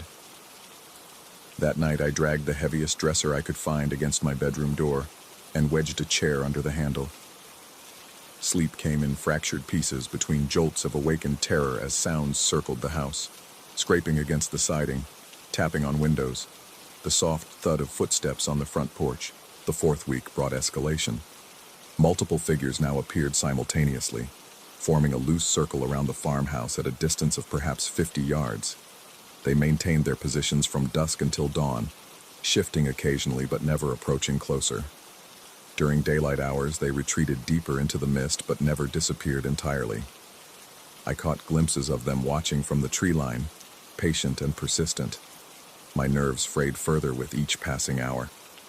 Simple tasks became monumental efforts as paranoia consumed my thoughts. Had that shadow moved while I wasn't looking? Was something standing behind the barn?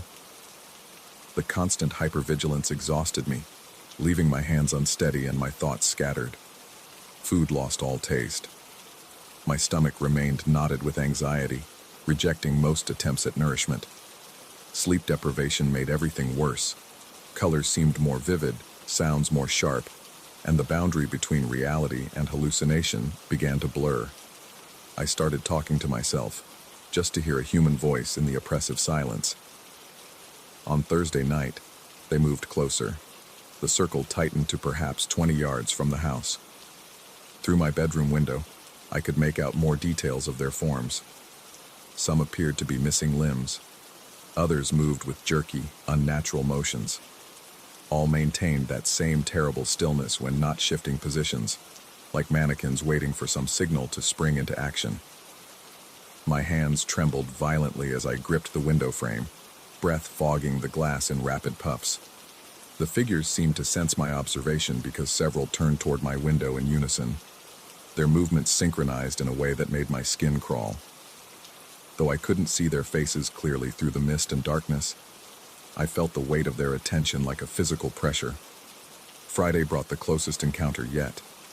While gathering eggs from the coop in late afternoon, I found myself surrounded, not aggressively.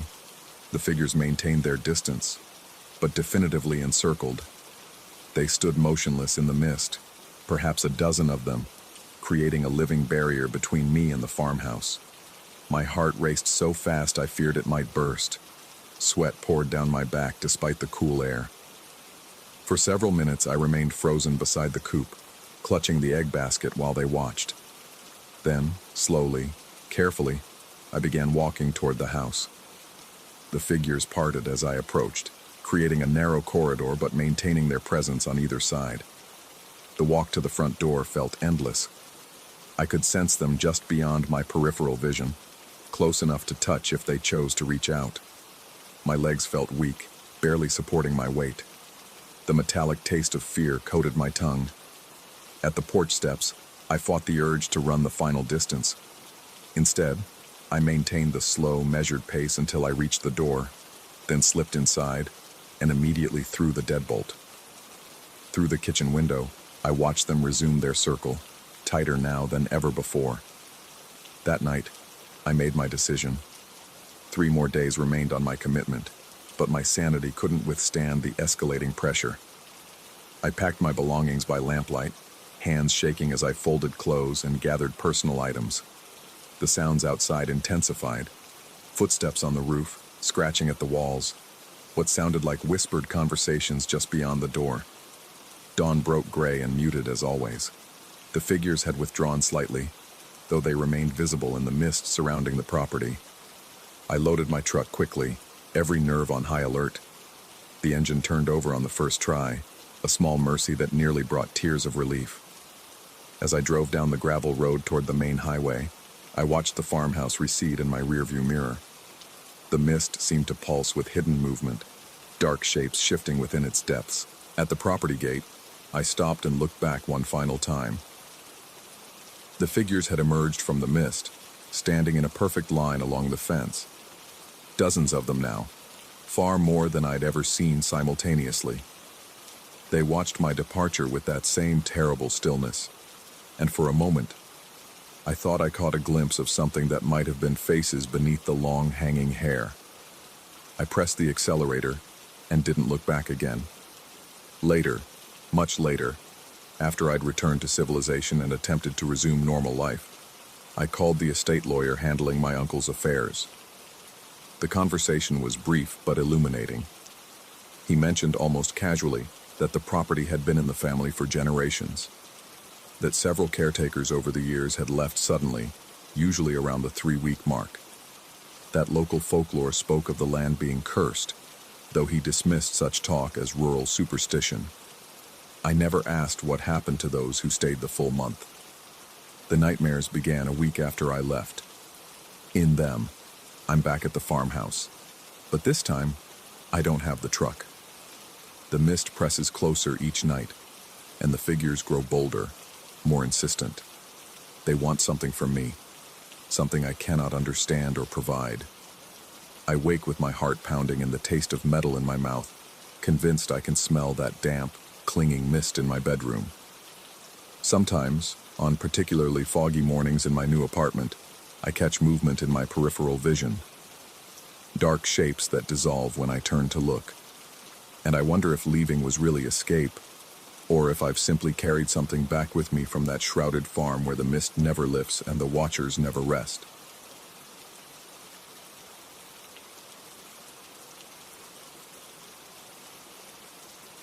Story 8.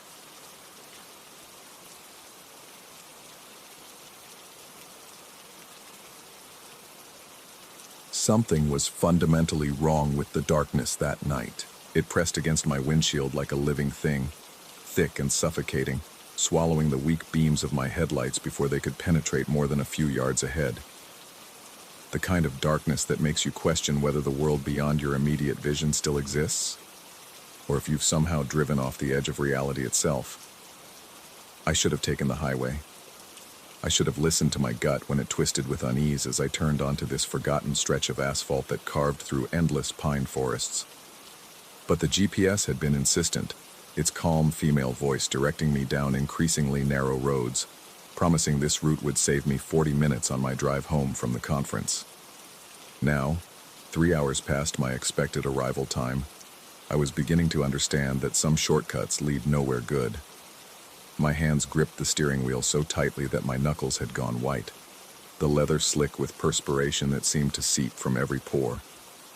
The air conditioning wasn't working properly, or maybe it was, and this cold sweat coating my skin had nothing to do with temperature. My heart hammered against my ribs with the irregular rhythm of a broken metronome, each beat sending fresh waves of adrenaline through my system that left me feeling simultaneously hyper-alert and exhausted. The GPS screen glowed blue in the darkness, its cheerful interface showing a route that made no sense. According to the device, I was traveling in a perfect circle, a loop that brought me past the same landmarks every 23 minutes. A rusted mailbox tilted at an impossible angle, a dead oak tree split down the middle by lightning, its charred branches reaching toward the sky like desperate fingers. A reflective road sign peppered with bullet holes that caught my headlights and threw the light back at me in scattered fragments. I had tried to convince myself it was a glitch, that the satellite signal was weak in these remote woods, and the device was simply confused. But the mailbox was there, exactly where it should be. The lightning-struck oak stood sentinel in the same spot. The bullet-riddled sign reflected my lights with the same scattered pattern, and I found myself counting the holes, 17 of them, arranged in a constellation that seemed to burn itself into my retinas. The first time I noticed the figure, I almost dismissed it as a trick of shadows and wishful thinking. Just a dark shape standing at the edge of the road, barely visible in my peripheral vision as I passed. My mind, desperate for any sign of human life in this desolate stretch, might have conjured it from the interplay of headlight beams and tree trunks. But when I completed the circuit again and saw it in the exact same spot, my throat constricted until swallowing became a conscious effort. It stood perfectly still beside the lightning-struck oak, a hooded silhouette that seemed to absorb light rather than reflect it. The figure was tall, unnaturally tall, and the hood cast such deep shadows over its face that I couldn't make out any features. It didn't move as I passed, didn't turn to follow my progress or acknowledge my presence in any way. It simply stood there, watching, or waiting, or existing in a way that made my spine crawl with primitive terror. My foot found the brake pedal, and I slowed to a crawl, rolling down the passenger window despite every instinct screaming at me to accelerate. The night air that rushed in carried scents of decay and something else, something metallic and sharp that made my nostrils burn. I called out to the figure, my voice cracking like an adolescent's, asking if they needed help or directions. The words disappeared into the darkness without echo, swallowed by the oppressive silence that surrounded this place. The figure didn't respond, didn't move, didn't even seem to breathe. I pressed the accelerator and continued around the loop, my hands shaking so violently that the steering wheel vibrated. The GPS recalculated with its usual chime, showing the same impossible circular route.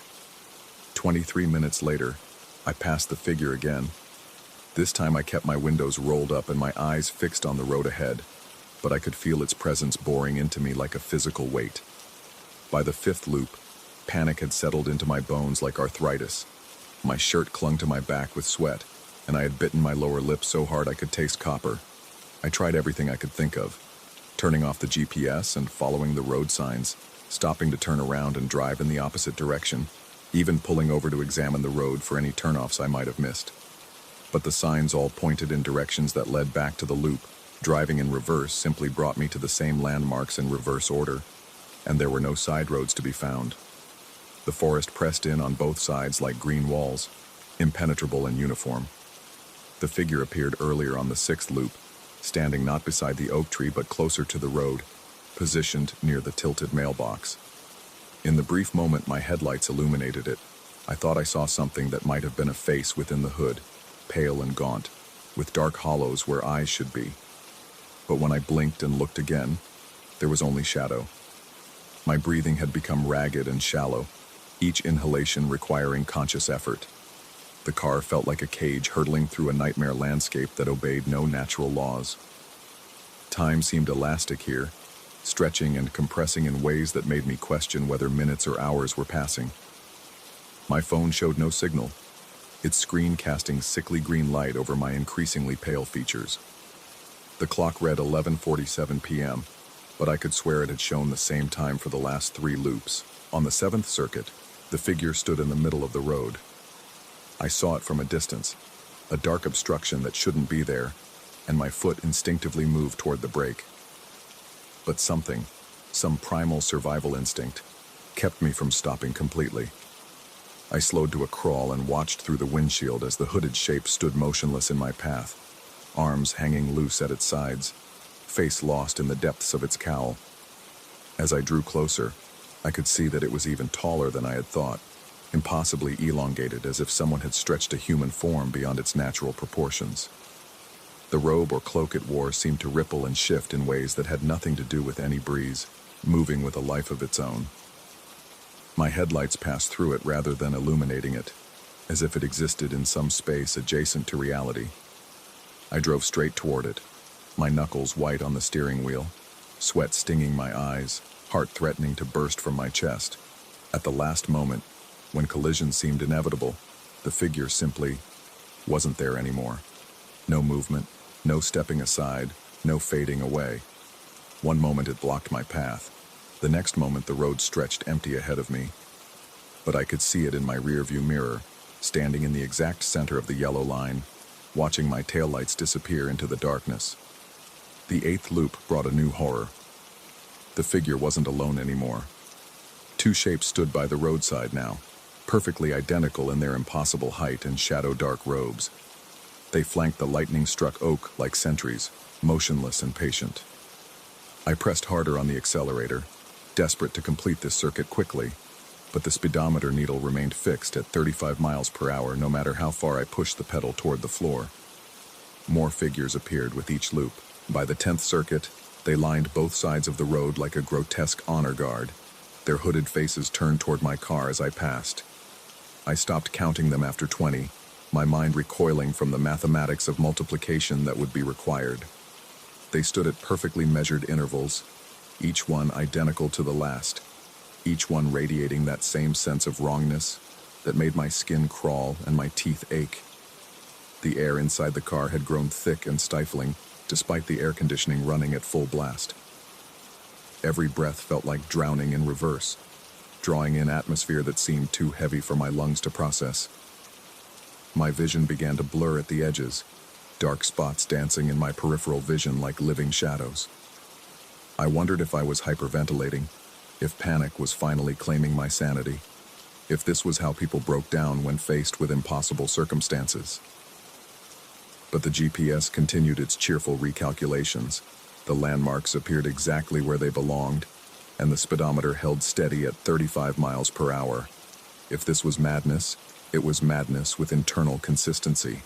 On what I thought might be the 15th loop, though time had become meaningless in this place, I noticed that the figures had begun to move, not walking or turning, but simply existing in slightly different positions than before. One that had stood beside the mailbox now stood 3 feet closer to the road. Another had rotated slightly, its hidden face tracking my progress with mechanical precision. The changes were subtle but undeniable, like frames in a stop-motion animation played back at an almost imperceptible speed. They were closing in. My hands trembled so violently that I could barely maintain my grip on the steering wheel. Sweat poured down my face in rivulets, stinging my eyes and leaving salt tracks on my cheeks. Every muscle in my body had contracted into a state of permanent tension, as if my entire being was prepared to flee but had nowhere to run. The car had become both sanctuary and prison, protecting me from the figures while trapping me in their domain.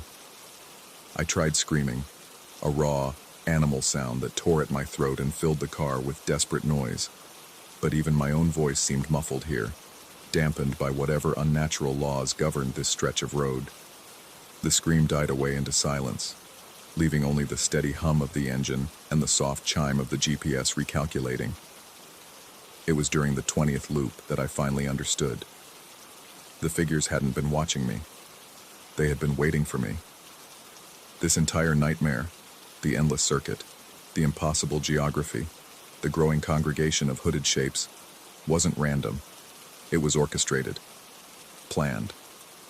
I had been guided here, lured down progressively narrower roads by a GPS that was either compromised or never real to begin with.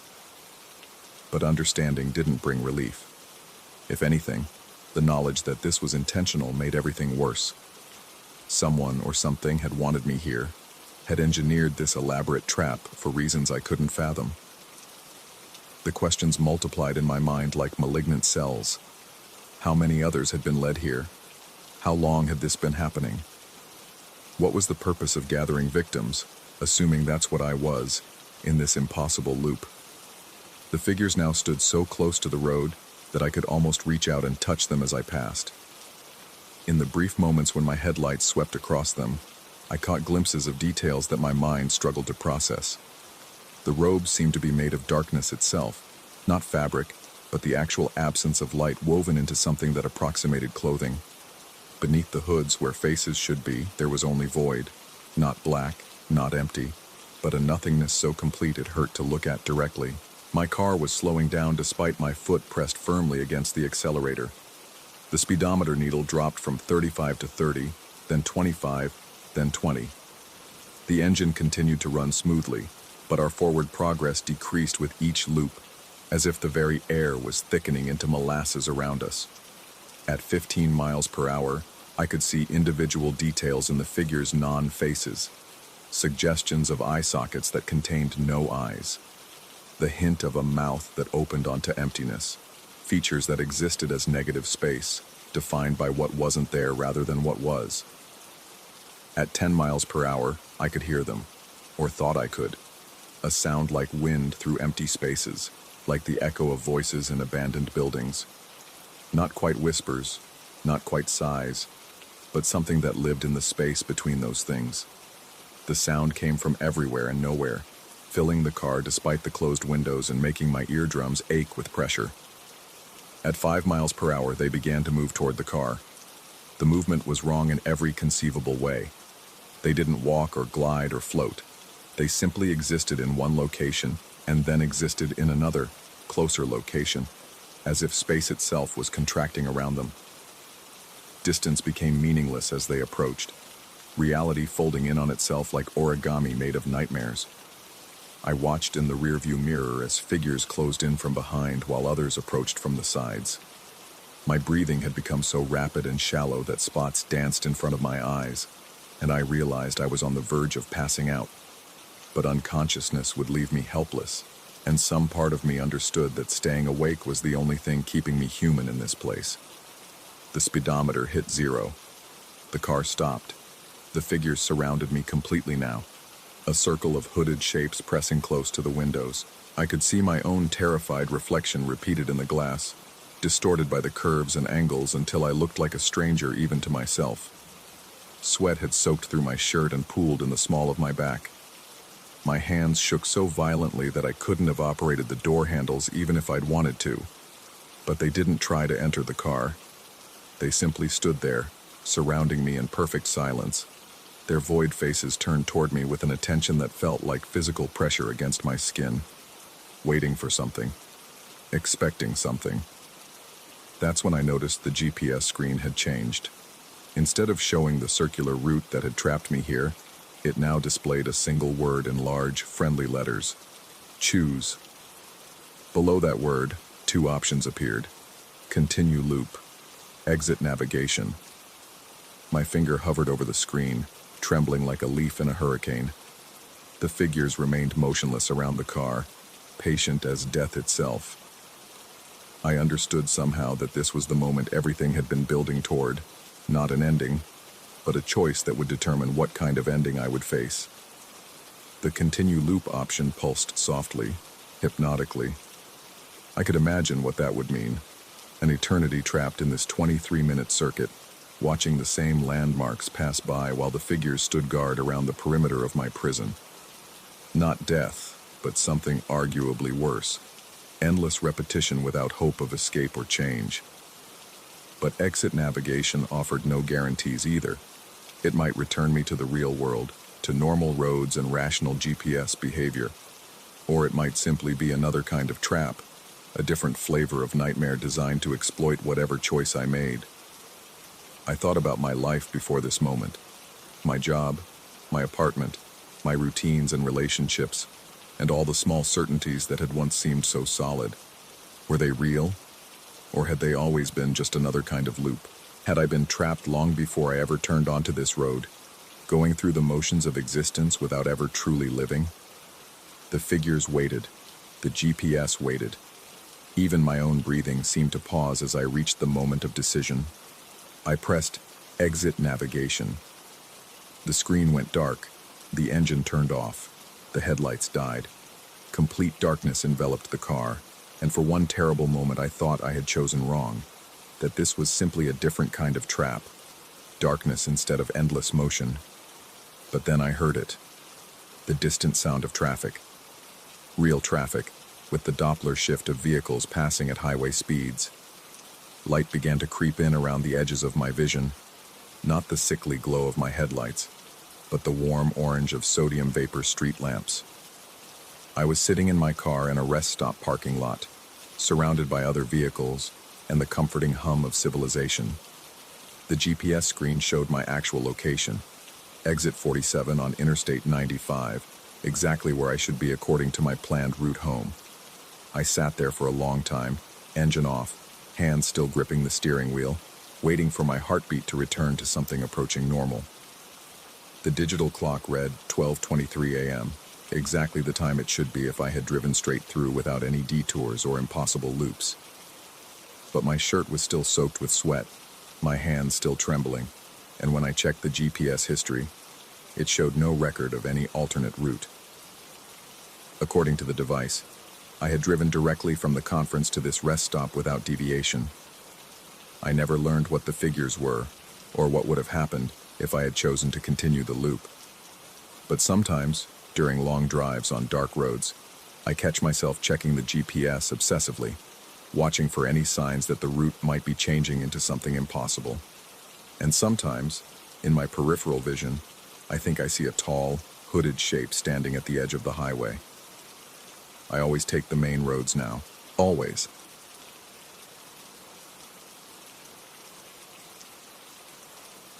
Story 9.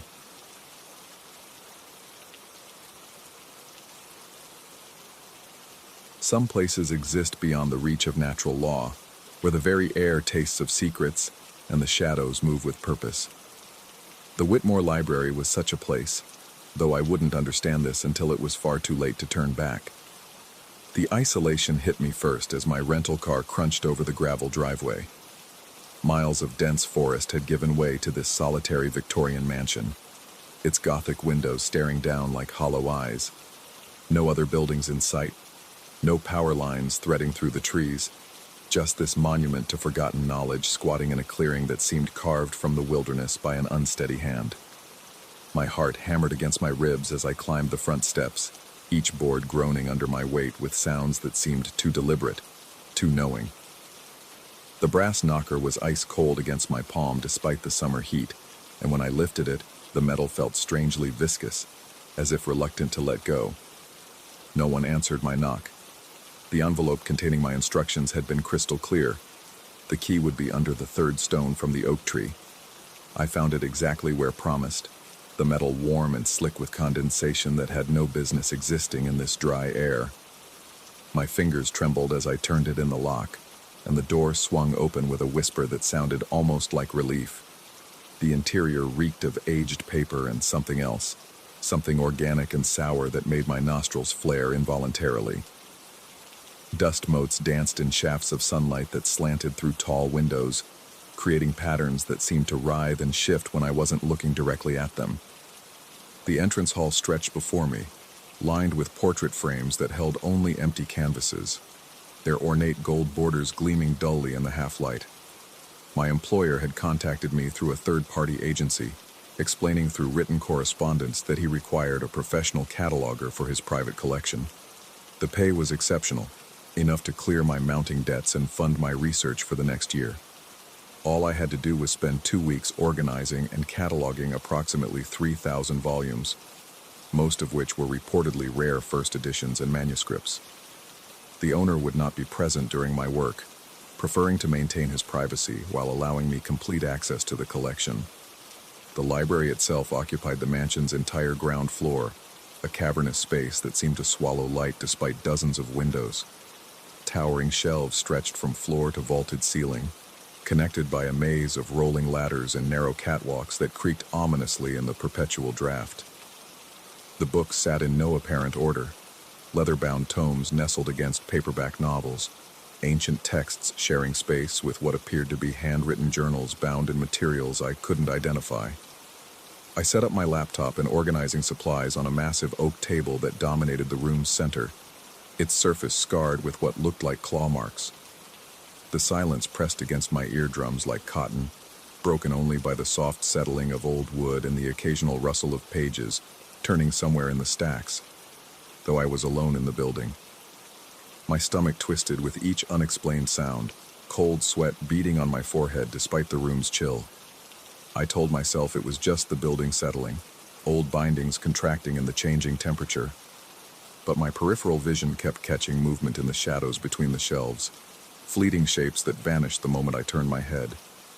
The work began routinely enough. I started with the nearest shelf, carefully removing each volume to record its title, author, publication date, and condition.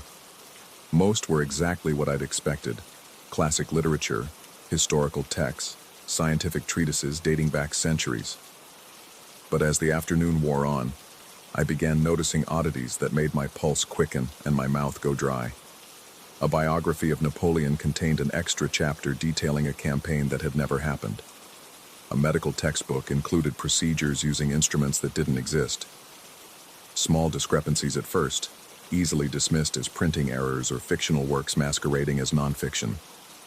But the wrongness accumulated like static electricity, raising the fine hairs on my arms and making my skin crawl with invisible insects. It was near sunset when I found the first book about myself. The volume was bound in deep burgundy leather that felt warm and slightly sticky under my fingertips. No title marked the spine or cover, just smooth leather that seemed to pulse faintly in the dying light. Inside, handwritten text filled every page in neat, cramped script that made my eyes water to read. But the words were unmistakably clear, unmistakably accurate, and unmistakably about me. The opening page described my birth with clinical precision, the hospital room number, the exact time, my weight and length, even the rainstorm that had lashed the windows during my mother's labor. Details I'd never shared with anyone, information that existed only in medical records and my mother's fading memory. My hands shook as I turned the pages, finding my childhood laid out in excruciating detail. My first words, the scar I'd gotten falling from my bicycle, my secret crush on my second-grade teacher. Cold perspiration soaked through my shirt as I read about my teenage years, my college experiences, my failed relationships and professional disappointments. The writing continued right up to the present moment, describing my arrival at the library with an accuracy that made my vision blur and my breathing turn shallow and rapid. But the most disturbing part was what came next. The narrative didn't stop at the present. It continued forward, describing events that hadn't happened yet. Or had they? According to the text, I would work late into the night, driven by a compulsion I couldn't resist. I would discover more books about myself, each one containing different versions of my life, different choices, different outcomes. And with each book I read, reality would begin to shift around me. My rational mind screamed that this was impossible, some elaborate hoax designed to unnerve me. But my body betrayed my skepticism. My heart thundered against my sternum, my palms slicked with sweat, and my throat constricted until each breath became a conscious effort. The logical explanation collapsed under the weight of details no one else could possibly know. As if drawn by invisible strings, I continued searching the shelves. Within an hour, I'd found 17 more books about my life. Each one told a different story, showed different paths, different versions of events I remembered living. In one, I'd married Sarah, my college girlfriend, and we'd had 3 children before divorcing bitterly. In another, I'd never left my hometown, instead taking over my father's hardware store and drinking myself into an early retirement. A third showed me as a successful academic, publishing groundbreaking research on medieval manuscripts. The books were affecting more than just my mental state. The library itself seemed to be responding to my discoveries. Shadows moved independently of their sources, stretching and contracting like living things. The temperature dropped with each volume I opened until my breath came out in visible puffs that dissipated into spiral patterns that resembled writing. The sound of pages turning echoed from empty sections of the library, growing louder and more frequent as the night progressed. Most unnervingly, objects in the library began changing to match the book's descriptions. A photograph on the mantelpiece, one that had shown an empty frame when I arrived, now contained a picture of me receiving an award I'd never won. A diploma hung on the wall with my name, from a university I'd never attended, for a degree I'd never earned. My reflection in the library's mirrors began showing me in clothes I wasn't wearing, sometimes decades older or younger than my actual age. My grip on reality loosened with each discovery. I found myself checking my pockets obsessively, confirming I still carried my own wallet, my own keys, my own identity. But even these familiar objects seemed foreign in my hands, as if they belonged to someone else, someone who merely looked like me. The worst part was the growing certainty that I was being watched, not by cameras or hidden observers, but by something far more intimate and invasive. It felt as though the books themselves were observing me, evaluating my reactions, documenting my terror for inclusion in yet another volume. Every movement felt choreographed, every thought monitored and recorded. Around midnight, I discovered the book that broke my remaining composure entirely. This volume was larger than the others, bound in black leather that seemed to absorb the lamplight around it. The pages inside weren't handwritten, but printed in a font I recognized from academic journals. The title page read, "A Complete Psychological Profile and Behavioral Analysis of Subject 847, Michael Harrison." My name. My life reduced to a case study. The book contained detailed psychological evaluations I'd never undergone, brain scans I'd never taken, interviews with family members and friends who'd apparently discussed my most private thoughts and fears. It included transcripts of conversations I remembered having differently, emails I was certain I'd never sent, and a comprehensive analysis of my personality that was more accurate and penetrating than any self-reflection I'd ever managed. According to this clinical assessment, I suffered from a rare form of dissociative disorder that caused me to lose track of large portions of my life. The missing time was filled with alternate personalities who made different choices, lived different experiences, and created different histories. The medication I'd been taking for what I thought was mild anxiety was actually a powerful antipsychotic designed to suppress these alternate selves. But the medication was failing. The alternate personalities were breaking through, manifesting as changes in my environment and false memories of lives I'd never lived. The books weren't documenting different versions of my life. They were created by my fractured psyche, elaborate fantasy worlds constructed to explain the gaps in my memory and the inconsistencies in my perception of reality. My legs gave out, and I collapsed into the chair behind the oak table. The library spun around me as my vision narrowed and my chest tightened with panic. Everything I thought I knew about myself, about my life, about reality itself, crumbled like pages in a fire. The books scattered across the table seemed to pulse with malevolent life, their text writhing and reforming as I watched. But even as I accepted this explanation, part of me rebelled against it. The books were too real, too detailed, too consistent in their impossibility. If they were products of my diseased mind, why did they feel more authentic than my actual memories? Why did the alternate histories seem more vivid and complete than the life I thought I'd lived? I spent the remaining hours until dawn reading voraciously, consuming every version of myself the library contained. Some books showed me as a killer, others as a saint. In one, I was a famous artist. In another, I'd never left my childhood bedroom. Each narrative felt completely true while I read it, only to be contradicted by the next volume. As the first rays of sunlight penetrated the library's windows, I noticed something that made my blood freeze in my veins. New books were appearing on the shelves, volumes that hadn't been there the night before. I approached them with trembling hands and discovered they all bore recent dates, chronicling events from the past few hours. These new books described my night in the library, but from dozens of different perspectives. In some, I'd fled screaming into the forest. In others, I'd burned the building down. Several depicted me calmly continuing my cataloging work as if nothing unusual had happened. And in one, I'd never left the library at all, becoming another forgotten volume on the shelves, my life story joining the countless others that lined the walls. The final book I found was still being written. The pages were warm to the touch, and fresh ink glistened on the topmost lines. It described my current moment, my discovery of this very book, my growing understanding of what the library truly was, and my realization that I had a choice to make. I could leave immediately, flee to the safety of the outside world, and spend the rest of my life wondering whether anything I experienced had been real. Or I could stay and continue reading, learning every possible version of my existence, every path not taken, every choice unmade. The book's final words, written in ink still wet enough to smear, offered a third option. I could add my own pages to the collection, documenting the one version of my life that I knew to be completely, unquestionably true, the one I was living at this very moment. I lifted the pen that had appeared beside the open book, its weight familiar and strange in my hand. Outside, my rental car waited in the gravel driveway, engine still warm, keys in my pocket. The forest beyond offered escape, normalcy, the comfort of a world where books didn't write themselves and mirrors showed only what stood before them. But as I stared at the blank page, I understood with crystalline clarity that some discoveries change you so fundamentally that returning to ignorance becomes impossible. The library had shown me the infinite malleability of existence, the countless selves I could have been, could still become. The pen trembled in my grip as I began to write, adding my voice to the chorus of possibilities that filled the Whitmore library.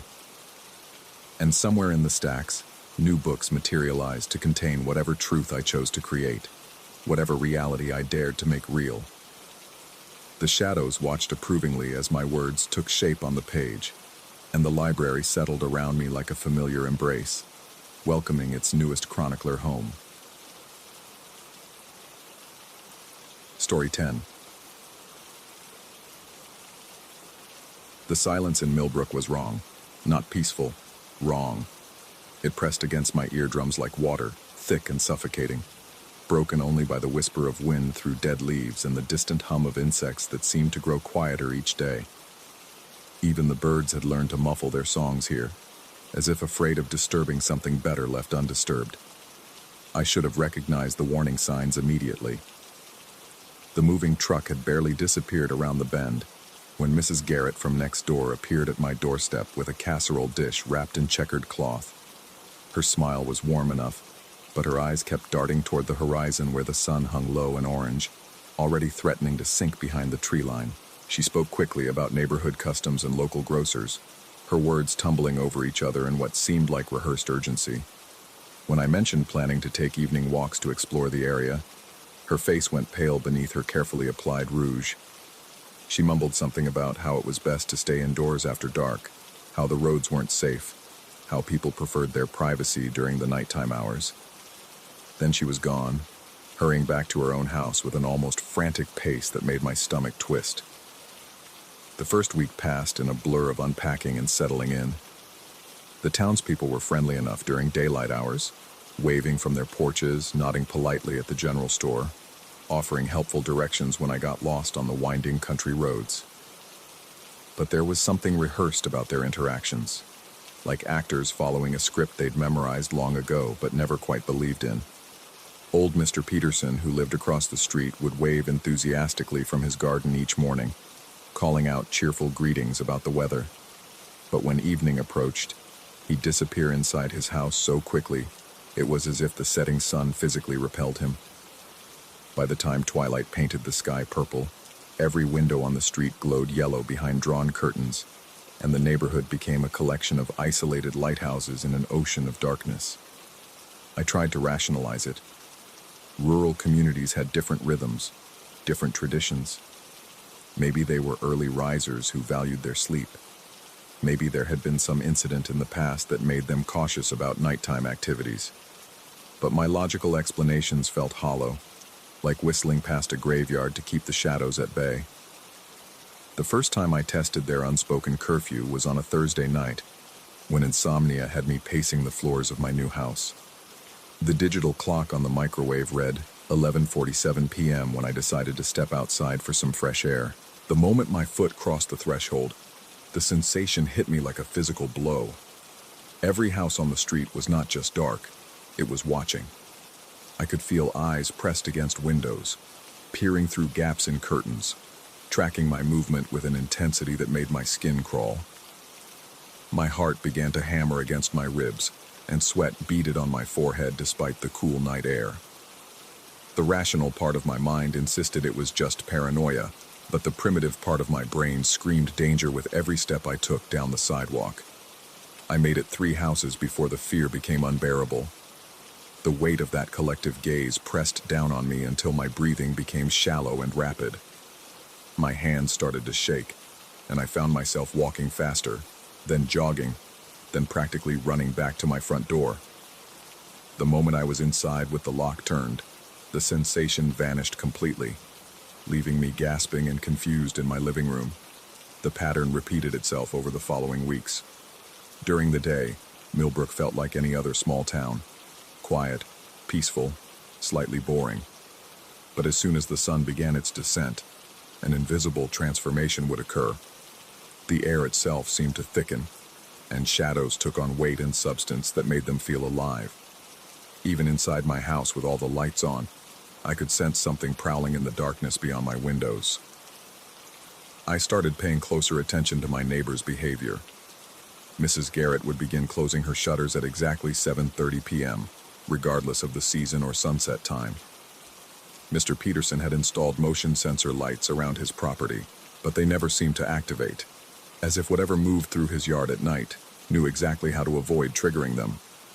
The family in the blue house at the end of the street had boarded up their basement windows completely, hammering thick plywood over them with rusty nails that looked like they'd been there for years. Sleep became elusive, every creak of the house settling, every whisper of wind against the siding, every distant sound that might have been an animal or might have been something else entirely, would jolt me awake with my pulse racing. I'd lie in bed staring at the ceiling, listening to sounds that seemed to circle my house like predators testing the perimeter of a camp. It was during one of these sleepless nights that I first heard the sounds from Mr. Peterson's basement. The noise began around 2 a.m., a rhythmic scratching that seemed to come from underground, traveling through the earth and up through the foundation of my house. At first I thought it might be pipes or perhaps some kind of mechanical issue. But as I pressed my ear to the floor, the sound resolved into something more disturbing. Deliberate scraping, like claws against stone, accompanied by what might have been muffled vocalizations. My mouth went dry, and my hands began to tremble as I realized the sounds were coming from the direction of Peterson's property. The scratching would continue for hours, sometimes punctuated by heavy thuds that made my windows rattle in their frames.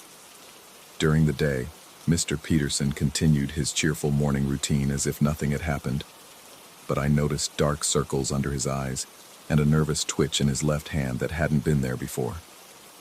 I tried to convince myself it was some kind of home improvement project. Maybe he was renovating his basement and preferred to work at night to avoid disturbing the neighbors. But the sounds were too organic, too alive. They had a desperate quality that made my stomach churn with unease. The breaking point came on a Tuesday night when the scratching was accompanied by what I could only describe as sobbing.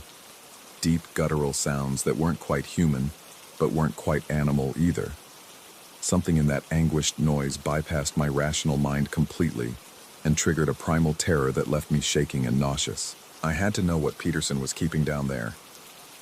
The next evening, I positioned myself at my bedroom window with a pair of binoculars I'd found in the moving boxes. Peterson's house sat on a slight elevation, and I had a clear view of his backyard and the exterior basement entrance, a set of concrete steps leading down to a heavy wooden door reinforced with metal strips. As darkness fell, Peterson emerged from his house carrying what looked like a large bucket. Even from a distance, I could see his hands shaking as he approached the basement door. He fumbled with multiple locks. I counted at least 4 different deadbolts before disappearing into the underground space. The sounds that followed made my blood freeze in my veins. The scratching intensified, joined by a rhythmic thumping that seemed to shake the very ground. But most disturbing were the vocalizations, a mixture of growls, whimpers, and something that might have been words if words could be spoken by a throat not designed for human speech. Peterson emerged 15 minutes later, stumbling and pale in the moonlight. The bucket was empty now, and he moved with the jerky, unnatural gait of someone in shock. He locked the basement door with the same meticulous care, testing each deadbolt twice before hurrying back into his house. My hands were shaking so violently I could barely hold the binoculars steady. Whatever was down there, whatever Peterson was keeping trapped in his basement, it was alive and aware and suffering. The knowledge sat in my stomach like a poisonous weight, making it impossible to eat or sleep or think about anything else. I spent the next day researching the property records at the county courthouse. Peterson had lived in that house for nearly 30 years, but there was something odd about the building permits. Multiple applications for basement modifications had been filed over the years: reinforced walls, soundproofing, specialized drainage systems. Each permit was stamped and approved, but the descriptions were vague and the explanations inadequate. That night, I made a decision that would change everything. At 1:30 a.m., I crept out of my house wearing dark clothes and rubber-soled shoes. The neighborhood was silent except for that ever-present scratching sound emanating from Peterson's basement. My heart pounded so hard I was certain the entire street could hear it, but I forced myself to move forward across the dew-wet grass. The basement door was even more formidable up close. The wood was thick and scarred, reinforced with metal bands that looked like they'd been added in layers over many years. The locks were serious affairs: deadbolts and chain locks, and even what appeared to be a sliding bolt bar across the entire width of the door. But Peterson had been careless in his haste. One of the deadbolts hadn't engaged properly, leaving a gap just wide enough for me to work my fingers into. The wood was old and slightly warped, and with careful pressure I managed to widen the gap enough to peer inside. The darkness beyond was absolute, but the sounds were much clearer now. The scratching was definitely coming from something with claws, and the vocalizations had an almost conversational quality, as if whatever was down there was trying to communicate, but lacked the proper vocal apparatus. I pulled out my phone and activated the flashlight app, angling the beam through the gap in the door. What I saw made my knees buckle, and my vision blur at the edges. The basement had been converted into a cell. The walls were lined with metal sheeting, and thick chains hung from bolts embedded in the concrete floor. But it was the occupant that sent ice water through my veins. The creature was roughly humanoid, but wrong in every possible way. Its limbs were too long and bent at impossible angles, covered in skin that seemed to shift and ripple in the harsh light from my phone. What might have been a face turned toward me, revealing features that belonged to no earthly taxonomy. Multiple eyes that reflected the light like a nocturnal animal's, and a mouth that opened too wide, revealing rows of teeth that grew in spiraling patterns. But the most horrifying aspect wasn't its alien physiology. It was the unmistakable intelligence in those clustered eyes. This wasn't some mindless beast. It was aware, conscious, and absolutely terrified. The creature made a sound that might have been my name, if names could be spoken by vocal cords made of nightmares. Its elongated limbs reached toward the door with desperate urgency, chains clanking against the concrete floor. I stumbled backward, my phone clattering to the ground and plunging everything into darkness. Behind me, I heard the sound of a door opening and footsteps on grass. Peterson's voice cut through the night, steady and resigned. He explained that he'd been expecting this moment for years, that he'd seen me watching from my window. The creature in his basement wasn't malevolent, he said. It was a refugee, something that had fled from a place where its kind were hunted and tortured by beings even more terrible than itself. He told me how it had appeared in his backyard 30 years ago, dying and desperate, speaking in broken English about persecution and genocide occurring in dimensions adjacent to our own. How he'd made the decision to hide it, to protect it, even though the responsibility had slowly consumed his life and sanity. The other neighbors knew, of course. They'd all agreed to the unspoken contract that kept Millbrook safe. Stay inside after dark, don't ask questions, and never speak of what couldn't be explained to outsiders. The creature needed to feed on certain energies that were abundant during nighttime hours, and its presence had side effects that made prolonged exposure dangerous for human minds. As Peterson spoke, I felt my perception of reality cracking like a window under pressure. The quiet friendliness of the townspeople wasn't just small-town hospitality. It was the careful courtesy of people sharing a terrible secret. The evening curfew wasn't paranoid behavior. It was a survival strategy developed over decades of coexistence with something that didn't belong in our world. The creature in the basement wasn't a prisoner. It was a protected species, hidden away from a universe that wanted it dead. And now I was part of the conspiracy, whether I wanted to be or not. Peterson offered me a choice: leave Millbrook immediately and never speak of what I'd seen, or stay and accept the responsibility that came with knowledge. The creature was dying, he explained. After 30 years of hiding, its body was finally breaking down. Soon they would need someone younger, someone stronger, to take over its care. I looked back at the basement door, knowing those alien eyes were watching from the darkness beyond. My hands were still shaking, and cold sweat had soaked through my shirt. But beneath the terror was something else. A recognition that some responsibilities couldn't be walked away from once you understood their true nature. The next morning, I called the moving company to cancel the pickup I'd tentatively scheduled. Mrs. Garrett brought me another casserole, and this time her smile reached her eyes. Mr. Peterson waved from his garden, but now I could see the profound exhaustion in his shoulders. The weight of 3 decades spent protecting something the world would never understand. I've been in Millbrook for 6 months now. I still don't go outside after dark, and I've learned to ignore the sounds that come from Peterson's basement. But lately, I've started researching basement renovations and soundproofing techniques. Peterson isn't getting any younger, and the creature's needs aren't going to change. Some nights, when the scratching is particularly urgent, I stand at my window and look down at that reinforced basement door. I know that eventually, I'll be the one carrying the bucket down those concrete steps, the one testing the locks twice before hurrying back to safety. And despite everything, despite the fear and the sleepless nights, and the constant weight of a secret that sits like lead in my chest, I think I'm beginning to understand why the people of Millbrook chose to stay. Because sometimes the most human thing you can do is protect something that has nowhere else to go, even when that something comes from a place where humanity itself might be considered the monster. The scratching has stopped now. The basement is quiet, but I know it's just resting, gathering strength for another night in its endless exile, and I'm learning to be okay with that. Story 11.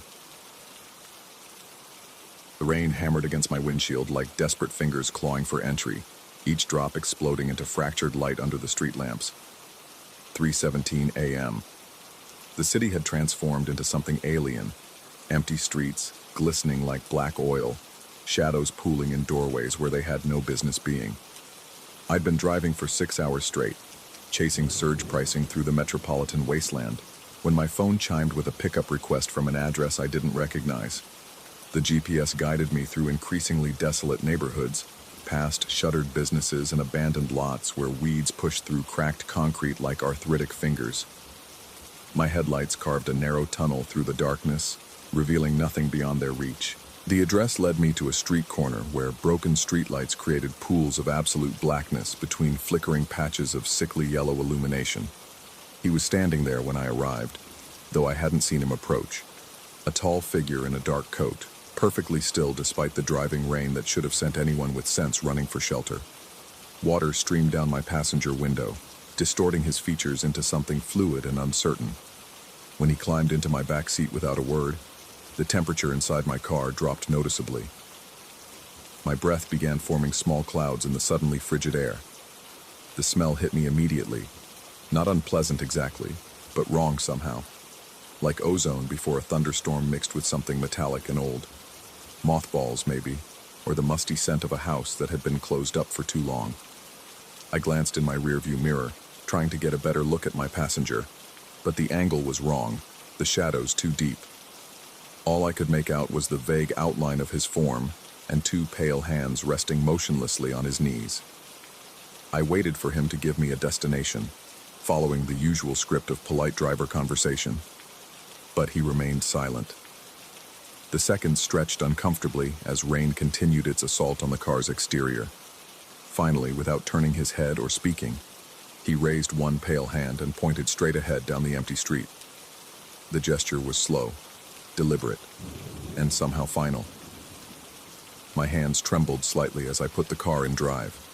The steering wheel felt slick under my sweating palms despite the cold. Something fundamental felt wrong about this situation, but I couldn't articulate what.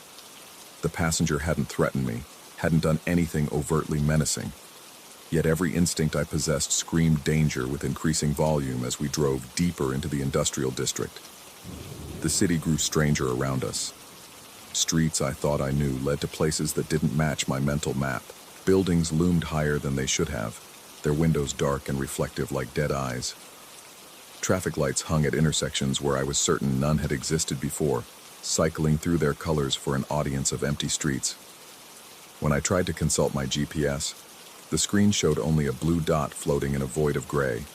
No streets, no landmarks, no indication of where we might be heading. My passenger continued his silent direction system, pointing left or right at seemingly random intervals. His movements had a mechanical quality, as if he were following a route programmed into his very being. I found myself obeying these gestures without question, though some rational part of my mind kept insisting I should pull over, demand an explanation, or simply end the ride. But every time I considered stopping, a crushing weight would settle on my chest, making it difficult to breathe, and I would press on instead. The neighborhoods grew progressively more desolate. Streetlights became sporadic, then vanished entirely. The buildings changed too, from industrial warehouses to abandoned residential blocks where broken windows stared out like accusations. Some structures looked as though they'd been empty for decades, their facades crumbling and overgrown with vegetation that seemed too vibrant for the dead surroundings. It was in one of these forgotten neighborhoods that I first noticed the other cars. They appeared sporadically, sometimes approaching from side streets, sometimes following at a distance, always driving with the same deliberate purposefulness that characterized my mysterious passenger. But when I tried to get a better look at their drivers, my vision would blur, or shadows would shift just enough to obscure the details. More unsettling still, these vehicles never seemed to fully obey the laws of physics. A sedan would disappear around a corner that was too sharp for its speed, or headlights would approach from impossible angles. My breathing had become shallow and rapid. Each inhalation felt insufficient, as if the air inside the car had become thin and insubstantial. Sweat ran down my back, despite the bone-deep cold that had settled into the vehicle's interior. My heart hammered against my ribs with such violence that I could hear it echoing in my ears above the sound of rain and engine. The passenger pointed again, directing me onto a narrow road that shouldn't have existed. It was little more than cracked asphalt bordered by tall grass that bent away from our headlights as if recoiling from the light. Trees pressed close on both sides, their branches forming a canopy that blocked out even the cloudy night sky. In this tunnel of vegetation, the only sounds were the rumble of my engine and the whisper of tires on wet pavement. That's when I tried to catch a glimpse of my passenger in the mirror again, and felt my stomach drop into free fall. The reflection showed only an empty back seat.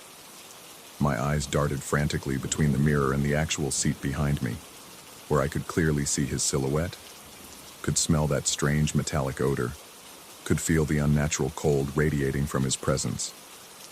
But the mirror insisted he wasn't there. I pulled over abruptly, my hands shaking so violently I could barely control the steering wheel. The car lurched to a stop on what passed for a shoulder, gravel crunching under the tires. I twisted around in my seat to face my passenger directly, needing to confirm his reality with my own eyes. He was there. Absolutely, undeniably present.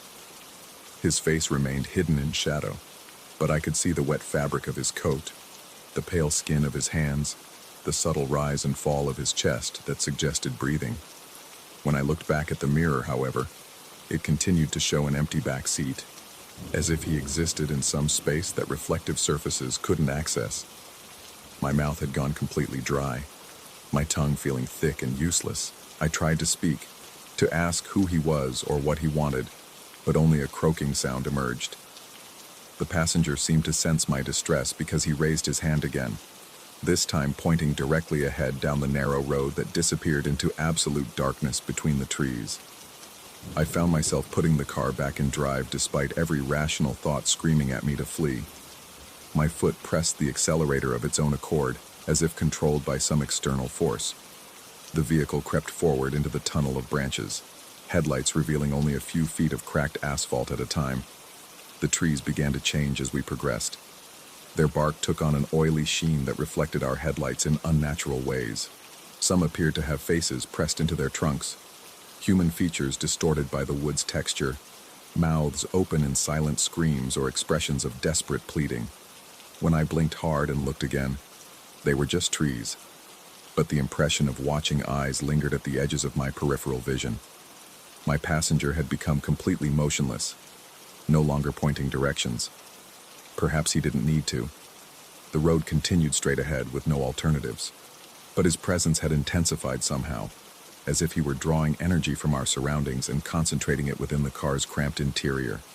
The cold had become so severe that I could see my breath in thick clouds, and ice began forming at the edges of the windows despite the night's relative warmth outside. The road finally opened into a circular clearing where my headlights illuminated what appeared to be the ruins of an old building.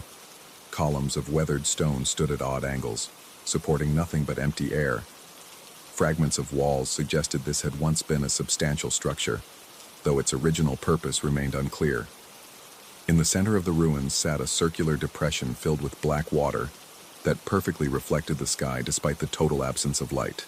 I felt compelled to stop the car at the edge of this clearing, though I couldn't remember making the conscious decision to do so. The engine ticked softly as it cooled, the only sound in a world that had gone completely silent. Even the rain had stopped, though I couldn't recall when. The absence of sound was so complete it felt physical, pressing against my eardrums like deep water. My passenger finally moved, reaching for the door handle with that same deliberate slowness that had characterized all his actions. But before he could exit, I forced myself to turn around completely and look directly at him, needing to see his face, to understand what I had been transporting through the night. The shadows fell away from his features like a curtain being drawn back, and I found myself staring into my own face. Not a resemblance or a similarity. My exact features reflected back at me with perfect, impossible precision. But the eyes were wrong. Where mine held confusion and terror, his contained a bottomless emptiness that seemed to extend far beyond the physical boundaries of his skull. He smiled with my mouth, and when he spoke, it was with my voice, though I had heard him say nothing throughout our entire journey together. "Thank you for bringing me home," he said, each word echoing strangely in the car's interior. "I've been looking for this place for such a long time." The door opened, and he stepped out into the clearing, his footsteps making no sound on the wet ground. He walked toward the ruins without looking back, his form becoming indistinct in the darkness beyond my headlights. At the edge of the black pool, he paused and turned toward the car one final time. In that moment, I understood with horrible clarity that this hadn't been a random pickup, hadn't been chance that brought us together on this night. He had been waiting for me specifically, had somehow known I would be the one to respond to that request, the one to drive him to this forgotten place between the city and somewhere else entirely. As he stepped into the dark water and vanished beneath its surface without causing so much as a ripple, I felt something shift fundamentally in the world around me. The clearing began to fade at its edges, the ruins becoming translucent and insubstantial. Within moments, I found myself sitting in my car on a perfectly ordinary street corner in a neighborhood I recognized, city lights blazing around me, traffic moving normally in all directions. But the cold remained, settled deep in my bones like a permanent winter. And when I looked in my rearview mirror now, I sometimes saw an empty back seat when I knew it should show my own reflection. The GPS showed my location clearly, marking exactly where I was supposed to be. But I knew with absolute certainty that I had been somewhere else entirely, somewhere that existed in the spaces between the mapped world. I never drove for the app again after that night.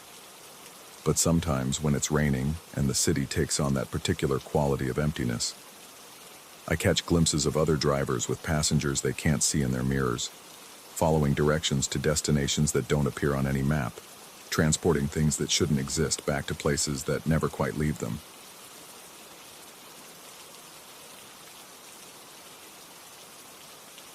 Story 12.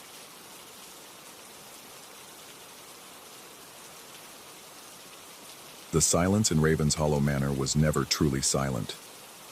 Even before I heard my first whisper from the walls, I knew something was fundamentally wrong with the place. The air itself seemed thick with unspoken words, pressing against my eardrums like water at the bottom of a deep well. I should have walked away the moment I saw the job posting, Temporary caretaker needed for historic property. Minimal duties. Generous compensation for right candidate. Must be comfortable with isolation. The pay was 3 times what any reasonable caretaker position offered, which should have been my first red flag. But my bank account was hemorrhaging money faster than my pride could bleed, and desperate men don't ask questions about suspiciously good fortune. The estate manager, Mrs. Whitmore, met me at the iron gates with the kind of smile that never reached the eyes. She was a thin woman with gray hair pulled so tight it seemed to stretch her features unnaturally. When she handed me the keys, her fingers were ice cold despite the warm September afternoon. Mrs. Whitmore explained that my duties would be simple. Walk the grounds twice daily, ensure no windows or doors had been damaged by weather or trespassers, and report any significant issues to her office in town. She mentioned that the manor had been empty for 18 months since the last caretaker had left suddenly, citing personal reasons. She didn't elaborate, and something in her tone suggested I shouldn't ask. The manor loomed before me like a Gothic monument to architectural excess. Built in 1847 by railroad magnate Harrison Ravenshollow, it stood 3 stories tall with dark stone walls that seemed to absorb light rather than reflect it. Twisted spires clawed at the sky, and dozens of windows stared out like dead eyes. The covered walkways and shadowed alcoves created a maze of darkness, even in broad daylight. Mrs. Whitmore led me through the main entrance into a grand foyer that smelled of dust and something else. Something organic and slightly sweet, like flowers left too long in stagnant water.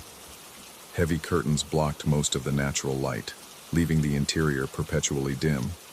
The furniture was covered in white sheets that looked like shrouds in the half-light. She showed me to the caretaker's quarters on the first floor, a modest apartment that had been modernized with basic amenities. The rooms were clean, but felt oppressive, as if the walls were slowly closing in. Mrs. Whitmore mentioned that the electricity worked throughout the building, though she recommended keeping lights to a minimum to avoid unnecessary attention from locals. Before leaving, she paused at the front door and turned back to me with that same hollow smile. She suggested I might hear settling noises from such an old building, and that I shouldn't concern myself with every creak and groan. Old houses, she said, had their own language.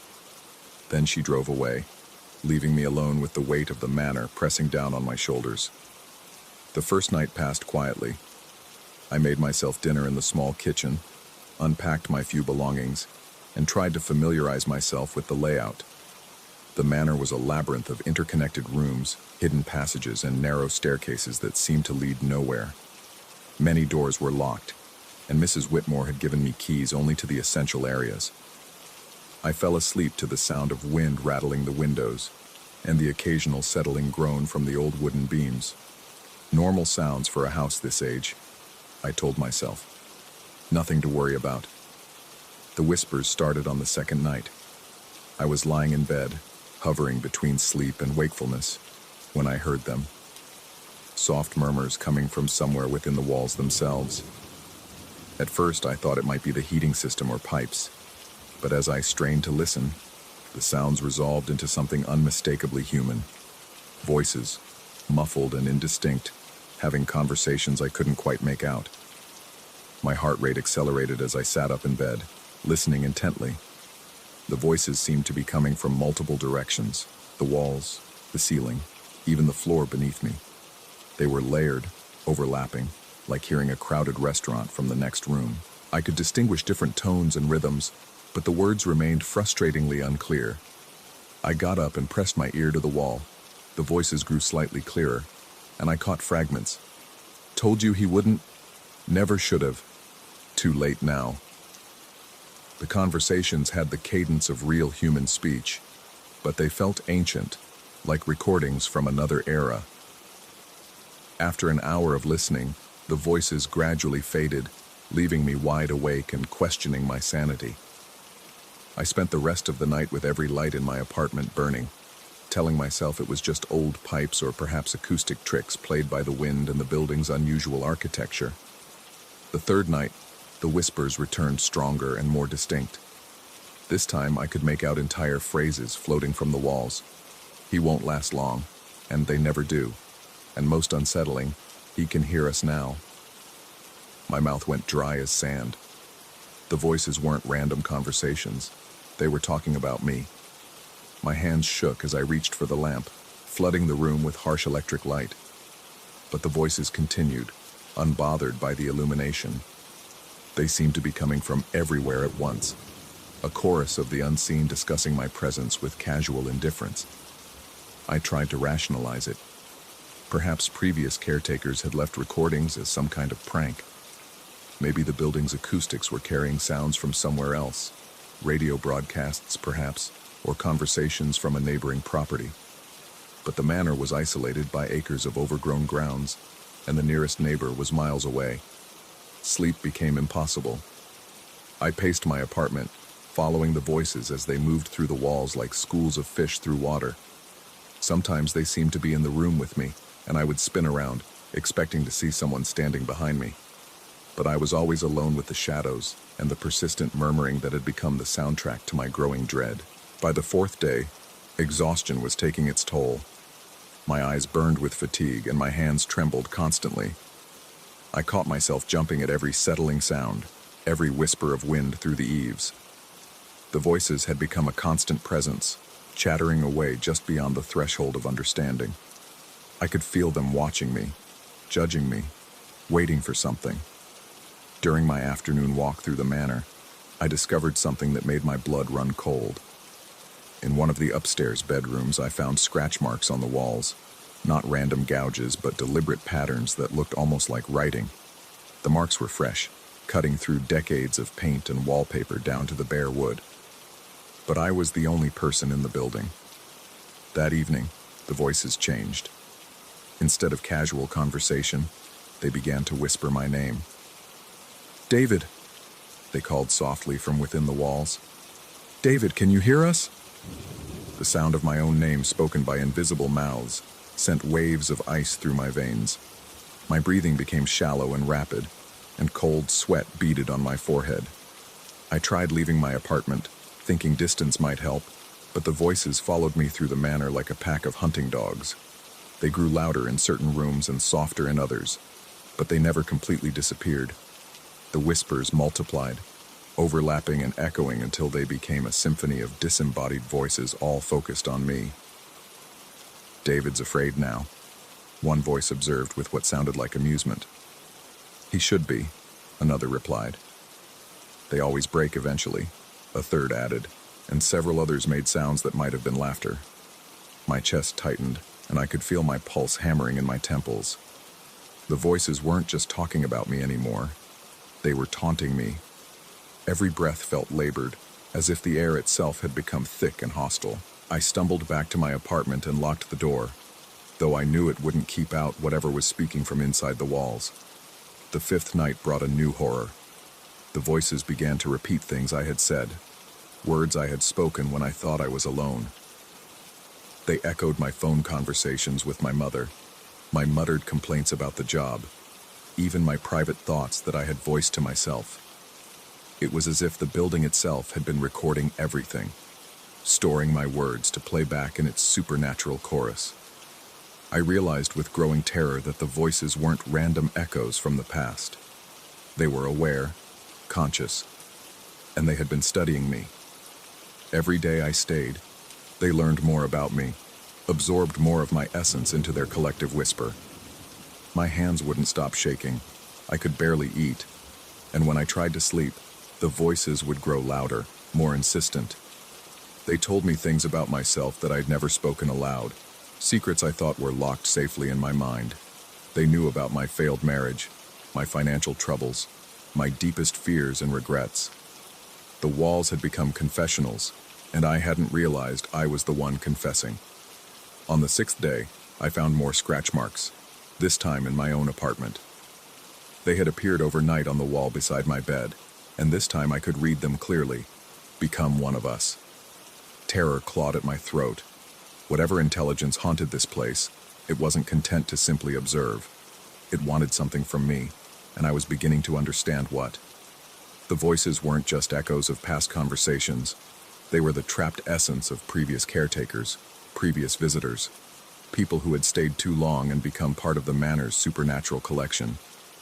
I tried to call Mrs. Whitmore, but my phone had no signal.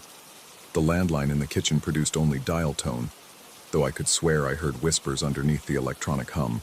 I was completely cut off, trapped with the voices that grew stronger and more numerous each day. That night, the voices stopped whispering and began to speak at normal volume. They filled every room with conversations about their lives, their deaths, their transformation into whatever they had become. I learned that the manor was a trap, a supernatural snare that fed on human consciousness. The longer someone stayed, the more of themselves they left behind, until eventually there was nothing left but another voice in the walls. I packed my belongings with shaking hands, determined to leave at dawn. But when I tried to sleep, the voices began to sing, a haunting harmony that seemed to resonate in my bones. The melody was beautiful and terrible, and despite my fear, I found myself relaxing, listening, almost enjoying the ethereal music that surrounded me. That's when I realized the true horror of my situation. Part of me was beginning to like the voices. After days of isolation, they had become my only companions. They knew me completely, accepted my flaws, offered a form of twisted intimacy that I had never experienced with another living person. The idea of leaving them, leaving this place where I was truly understood, began to feel wrong. I jerked awake with a start, horrified by my own thoughts. The voices were changing me, slowly eroding my sense of self and replacing it with something else. I could feel pieces of my identity dissolving, being absorbed into the collective consciousness that haunted the manor. With desperate determination, I grabbed my bags and ran for the front door. But as I reached for the handle, I heard my own voice speaking from the walls behind me. "Don't leave us, David. You belong here now." The voice was mine, but I hadn't spoken the words. Somehow the manor had already claimed enough of me to create its own David voice, another whisper to add to its collection. My legs nearly gave out as I realized how close I had come to joining them permanently. I threw open the door and ran into the pre-dawn darkness, not stopping until I reached my car. As I drove away, I could hear the voices calling after me, pleading for my return. But underneath their entreaties, I heard something else: disappointment. They had been so close to claiming another soul for their eternal conversation. I never returned to collect my final paycheck. Mrs. Whitmore called once, asking if I had encountered any problems, and I told her I had found other employment. She accepted my explanation without question, almost as if she had expected it. Sometimes, late at night in my new apartment, I think I can still hear them, faint whispers from walls that shouldn't be able to speak. And the most terrifying part is that sometimes I find myself straining to listen, hoping to catch just one more fragment of their endless, seductive conversation. Part of me, I realize, never truly left Ravenshollow Manor at all. Story 13. Some things refuse to die. This truth settled into my bones 3 weeks after the storm, when I realized the overhead light in my living room had never fully turned off since that night. It hung there like a dying star, pulsing with sickly yellow light that seemed to breathe with malevolent intent. The storm had been violent. Lightning split the sky open while thunder shook my apartment building's foundation until I thought the whole structure might collapse. When the power died, I sat in complete darkness for 6 hours, listening to the wind tear at my windows like desperate fingers. When the electricity finally returned, everything seemed normal, except for that damned light. I tried the switch countless times, flicked it up, down, up again. The light would dim to almost nothing, but never complete darkness. A weak, trembling glow persisted, casting everything in sickly amber shadows. I checked the bulb, twisted it until my fingers ached, even replaced it entirely. Nothing changed. The new bulb behaved exactly like the old one, as if the fixture itself had developed some cancerous need for illumination. My landlord, a gruff man named Peterson, dismissed my concerns when I called. He mumbled something about electrical surges from the storm and promised to send someone eventually. That was 2 weeks ago. The maintenance request disappeared into the building's bureaucratic void. and I was left alone with my persistent, unwelcome companion. At first, the light was merely annoying. I hung thick curtains, bought blackout shades, anything to block its reach when I tried to sleep. But sleep became elusive for other reasons. The shadows cast by that faltering bulb moved in ways that defied logic. Where normal shadows remained static, these writhed and shifted across my walls like living things. I told myself it was fatigue.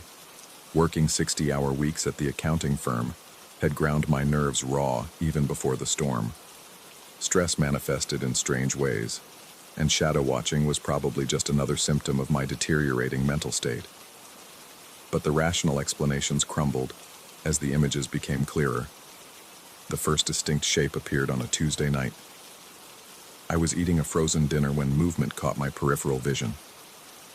On the wall beside my kitchen doorway, a shadow had formed that looked unmistakably like a man hanging from a rope.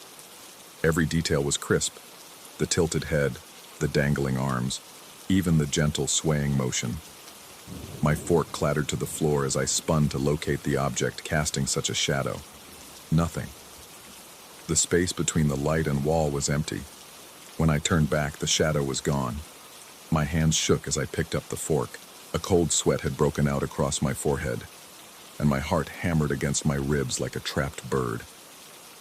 I spent the rest of the evening pressed against the opposite wall, watching that space with the intensity of a prey animal scanning for predators. Nothing reappeared, but I felt observed, studied, as if something behind the walls was taking careful notes. Sleep that night was impossible.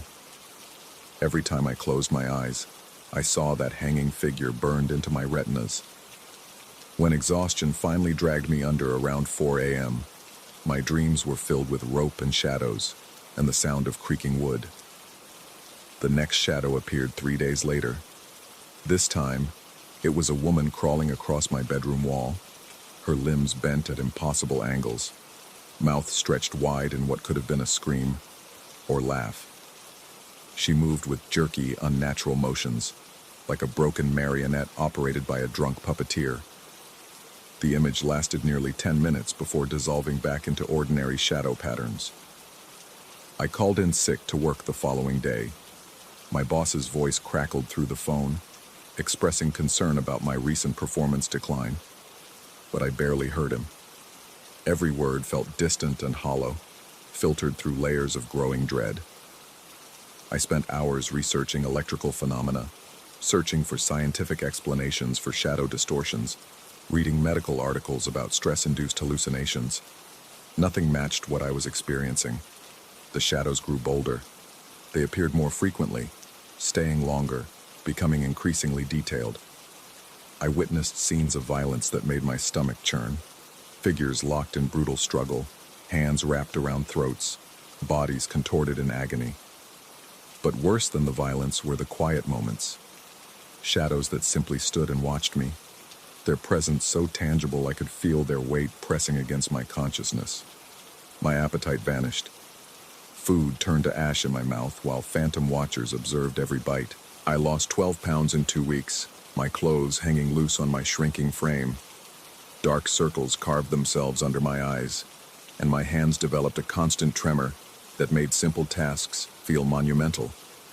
The breaking point came on a rainy Thursday evening. I was attempting to read when the shadows on my living room wall began forming a scene so detailed and horrifying that my mind recoiled from processing it fully. Multiple figures engaged in acts that violated everything decent and human. The images moved with fluid precision, a silent movie projected by hell itself onto my wall. I lunged for the light switch, flipping it desperately. The shadows dimmed but didn't disappear, continuing their grotesque performance in muted tones. I grabbed a chair and climbed toward the fixture, intending to rip the bulb out with my bare hands. But the moment I touched the glass, an electric shock threw me backward onto the floor. Pain exploded through my shoulder where I hit the hardwood, but the physical injury was nothing compared to what happened next. As I lay gasping on the floor, the shadows began moving toward me, not just shifting or changing position, actually flowing down the wall like liquid darkness, pooling at the baseboards before creeping across the floor in my direction. Terror locked my muscles solid. I couldn't move, couldn't breathe, couldn't do anything but watch those impossible shadows advance. They moved with purpose, reaching toward me with tendrils of concentrated darkness that seemed hungry for contact. When the first shadow touched my leg, cold shot through my entire body like injected ice.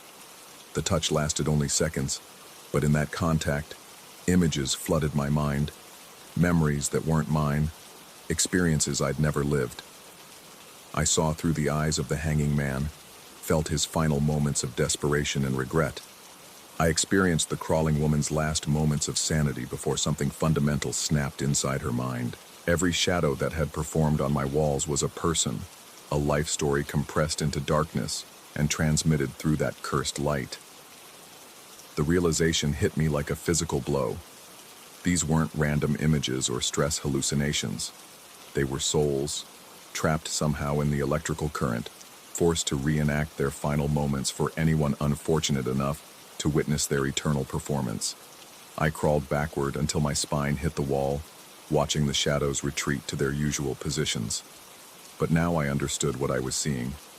Every night, dozens of people's last moments played out on my walls, their consciousness somehow caught in the building's electrical system since that storm. The light hadn't malfunctioned. It had become a portal, a window into something that existed parallel to our reality. For 3 days, I didn't enter the living room. I sealed myself in my bedroom, surviving on crackers and water bottles, trying to convince myself that isolation would make the problem disappear. But on Saturday night, shadows began appearing on my bedroom walls. The migration had begun. Sunday morning brought a moment of terrible clarity. Standing in my bathroom, studying my gaunt reflection in the mirror, I realized the truth that had been building in my subconscious for weeks. The shadows weren't just showing me random souls, they were collecting them, and I was being prepared for addition to their number. The realization should have broken me, but instead it brought strange calm. Understanding my situation, even if I couldn't change it, was better than uncertainty. I spent that day putting my affairs in order, writing letters to my sister and parents that I'd never send, cleaning the apartment until every surface gleamed. That evening, I returned to the living room for the first time in days. The light pulsed its sickly welcome, and within minutes, the shadows began their show. But this time, instead of recoiling, I watched with acceptance. These souls were trapped, forced to relive their darkest moments for eternity, and soon I would join them, unless I found a way to break the cycle. The solution came to me near midnight, elegant in its simplicity. The light fed on electrical current, but it also fed on fear and isolation. Every moment I spent alone and terrified strengthened its hold. But what if I refused to be alone? I called the only person who might understand, my neighbor Mrs. Chen, an elderly woman who'd lived in the building for 30 years. When she answered the phone, her voice heavy with sleep, I explained everything. The persistent light, the moving shadows, the trapped souls. I expected disbelief, maybe a suggestion that I seek professional help. Instead, she was quiet for a long moment before admitting she'd had her own experiences with unexplained phenomena in the building. Other tenants had mentioned strange electrical problems since the storm, shadows where shadows shouldn't exist, feelings of being watched. She agreed to come over. Mrs. Chen arrived 20 minutes later, carrying a thermos of tea and wearing the expression of someone who'd seen enough of life to accept its stranger aspects. We sat together in my living room, and something remarkable happened. The shadows still appeared, but they seemed less substantial, their movements sluggish and uncertain. She explained that her grandmother had told her stories about spirits caught between worlds, usually at places where trauma occurred. Buildings, she said, could hold memories, especially after violent weather that stirred up energies that normally lay dormant. The solution wasn't to fight the phenomenon, but to acknowledge it, to give the trapped souls permission to move on. Together, we spoke to the shadows. We acknowledged their presence, their pain, their right to find peace. Mrs. Chen whispered prayers in Mandarin while I offered simple words of recognition and release. Gradually, the shadows began to fade, not disappearing but losing their frantic energy, their desperate need to reenact trauma. The light still flickers in my living room. I suspect it always will. But the shadows no longer torment. They simply exist. Occasional glimpses of lives that once were, now acknowledged and allowed their dignity. I've learned to coexist with the remnants of others' stories, and in doing so, I've ensured my own story won't end in shadow.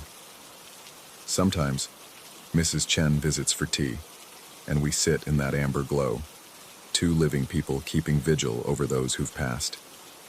The light doesn't seem hungry anymore. It simply illuminates, casting ordinary shadows that behave as shadows should.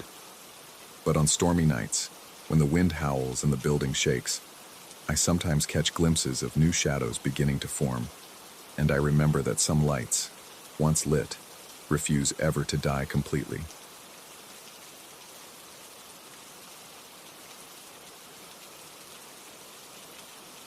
Story 14.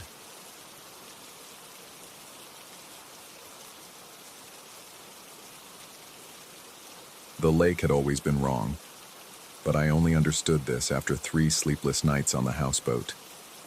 My heart hammered against my ribs as I gripped the weathered railing, staring down at water that shouldn't exist in nature. Black as tar beneath the overcast sky, it stretched endlessly in all directions, swallowing the horizon like a hungry mouth. The surface lay perfectly still, yet the houseboat rocked with persistent rhythmic movements that made my stomach lurch with each sway. No wind disturbed the air. No current should have moved us. But the wooden floor beneath my feet never stopped its gentle, nauseating dance. I'd come here to escape the noise of the city, to find silence in this remote lake house rental that promised solitude and peace. The property owner had mentioned the houseboat was included, moored permanently to the floating dock system. What he hadn't mentioned was how the water would make my skin crawl just by looking at it. 3 days ago, I'd thought the delayed reflection was a trick of light. Standing at the edge of the deck, I'd raised my hand to shade my eyes from the pale morning sun. In the water below, my reflection had lagged behind by a full second before mimicking the gesture. I'd attributed it to fatigue from the long drive, perhaps some optical illusion caused by the unusual density of the water. But now, as I leaned over the railing with my pulse racing, I watched my reflection smile before my own lips had even thought to curve upward. The image in the water grinned with genuine warmth, while my face remained locked in a grimace of growing terror. My reflection's eyes crinkled with joy as my real eyes widened with horror. The wooden planks creaked beneath my shifting weight as I stumbled backward from the railing. My throat had gone dry as sandpaper, and each swallow felt like grinding glass. The houseboat continued its relentless rocking, though the lake surface remained undisturbed by even the smallest ripple. I forced myself to look away from the water and focus on the distant shoreline, but even that offered no comfort. The trees stood too straight, their branches reaching skyward at identical angles, as if planted by some obsessive architect. No birds moved among the leaves. No insects buzzed through the stagnant air.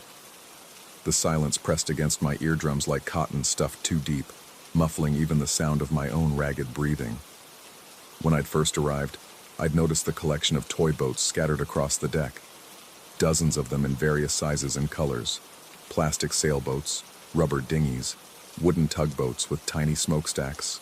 The property owner had mentioned them during our phone conversation, explaining that previous guests often brought toys for their children to play with in the shallow areas near shore. He'd suggested I might enjoy using them myself, claiming that adults often found floating the tiny vessels surprisingly relaxing. I'd ignored them initially, dismissing them as childish clutter. But now, as my nerves frayed like worn rope, I found myself studying their placement. They weren't scattered randomly as I'd first assumed. Instead, they formed perfect concentric circles around a central point on the deck, as if arranged by careful hands for some specific purpose. The late afternoon sun had begun its descent toward the horizon, casting long shadows across the deck. The temperature should have been dropping with the approaching evening, but the air remained thick and oppressive, clinging to my skin like wet fabric. Sweat beaded on my forehead despite the lack of heat, and I wiped it away with trembling fingers. As darkness crept across the water, I retreated inside the houseboat's cramped interior. The main room combined kitchen, living area, and dining space into a claustrophobic box lined with dark wood paneling. A single overhead light flickered sporadically, casting shifting shadows that seemed to move independently of any light source. The windows, which should have offered views of the lake, now reflected only the dim interior, turning them into black mirrors that showed my face pale and drawn with exhaustion. I tried to prepare a simple dinner, but my hands shook too violently to manage even basic tasks. The sound of the knife against the cutting board echoed strangely in the confined space, each chop seeming to come from multiple directions at once. When I turned on the small radio to fill the oppressive silence, only static emerged from the speakers, occasionally interrupted by what sounded like whispered conversations in a language I couldn't identify. Sleep had become impossible. Each time I closed my eyes, the gentle rocking of the houseboat transformed into violent pitching that left me clutching the narrow bed frame. But when I opened my eyes, the movement immediately returned to its previous gentle rhythm. My body couldn't adjust to the constant motion, leaving me nauseated and disoriented. During my second sleepless night, I'd heard the sounds begin, soft splashing from outside, as if something large moved through the water near the houseboat. But when I peered through the windows, the lake surface remained perfectly smooth. The splashing continued for hours, circling the houseboat in slow, deliberate patterns.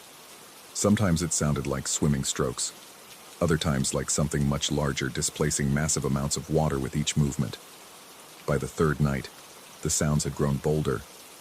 Heavy footsteps crossed the deck above my head, though I knew myself to be alone.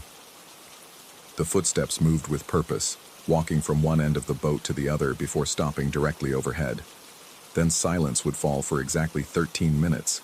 I'd begun counting to maintain my sanity, before the footsteps resumed their methodical pacing. Now, as the fourth evening approached, I stood again at the deck railing despite every instinct screaming at me to stay inside. The reflection in the water had become more than delayed. It had begun acting independently. As I watched in growing horror, my reflection waved enthusiastically while my own arms remained rigid at my sides. It mouthed words I couldn't hear, its expression animated and excited, as if trying to communicate some urgent message. Behind my reflection, shapes moved through the dark water. At first, I thought they might be fish, but their movements were too deliberate, too coordinated. They approached the surface in formation, and as they drew closer, I realized they were the toy boats from the deck, but they moved under their own power, their tiny forms cutting through the water with mechanical precision. The plastic sailboats reached my reflection first, bumping gently against the image in the water. But instead of passing through as they should have, they collided with my reflection as if it possessed physical substance. The impact caused ripples to spread outward from the point of contact, distorting my reflection's face into a grotesque smile that stretched impossibly wide. More toy boats joined the first, approaching from all directions. They moved with increasing speed, deliberately ramming into my reflection with tiny but audible impacts. Each collision produced a soft thunk that I felt vibrate through the houseboat's hull. My reflection seemed to enjoy the attention, laughing silently as the boats surrounded it completely. The temperature around me began to drop rapidly. My breath became visible in short puffs that hung in the still air like smoke signals. Ice crystals formed on the railing beneath my white-knuckled grip, and the metal burned against my palms with cold. But the water below remained unfrozen, still reflecting my image with perfect clarity despite the sub-freezing air. I tried to speak, to call out some challenge to whatever force controlled my reflection, but my voice emerged as only a strangled whisper. The cold had numbed my throat, and each attempt at sound sent shooting pains through my chest. My reflection continued its silent conversation with the toy boats, gesturing animatedly as they circled in tighter and tighter spirals around its submerged form. The boats began to organize themselves into patterns, first forming letters, then words. I watched in paralyzed fascination as they spelled out messages in the water around my reflection. Come down. Join us. The water is warm. Your place is here. My legs trembled so violently I could barely remain standing. The houseboat's rocking had intensified, though the water's surface remained mirror smooth. Each sway threatened to pitch me over the railing and into the waiting darkness below. My reflection gestured more urgently now, pointing upward toward where I stood, then downward into the depths. Behind me, I heard the sound of the interior door opening and closing, though I knew I'd left it securely latched. Footsteps crossed the main room with deliberate slowness, each step accompanied by the creak of old floorboards. The sounds approached the exterior door that led to the deck, where I stood frozen in terror. The door opened with a long, rusty groan. Cold air rushed past me, carrying the smell of stagnant water and something else, something organic and decaying that made my stomach clench with revulsion. But when I forced myself to turn around, nothing stood in the doorway. The entrance gaped empty and black, leading into the houseboat's dark interior. More toy boats had emerged from the depths, dozens of them now, creating an entire fleet around my reflection.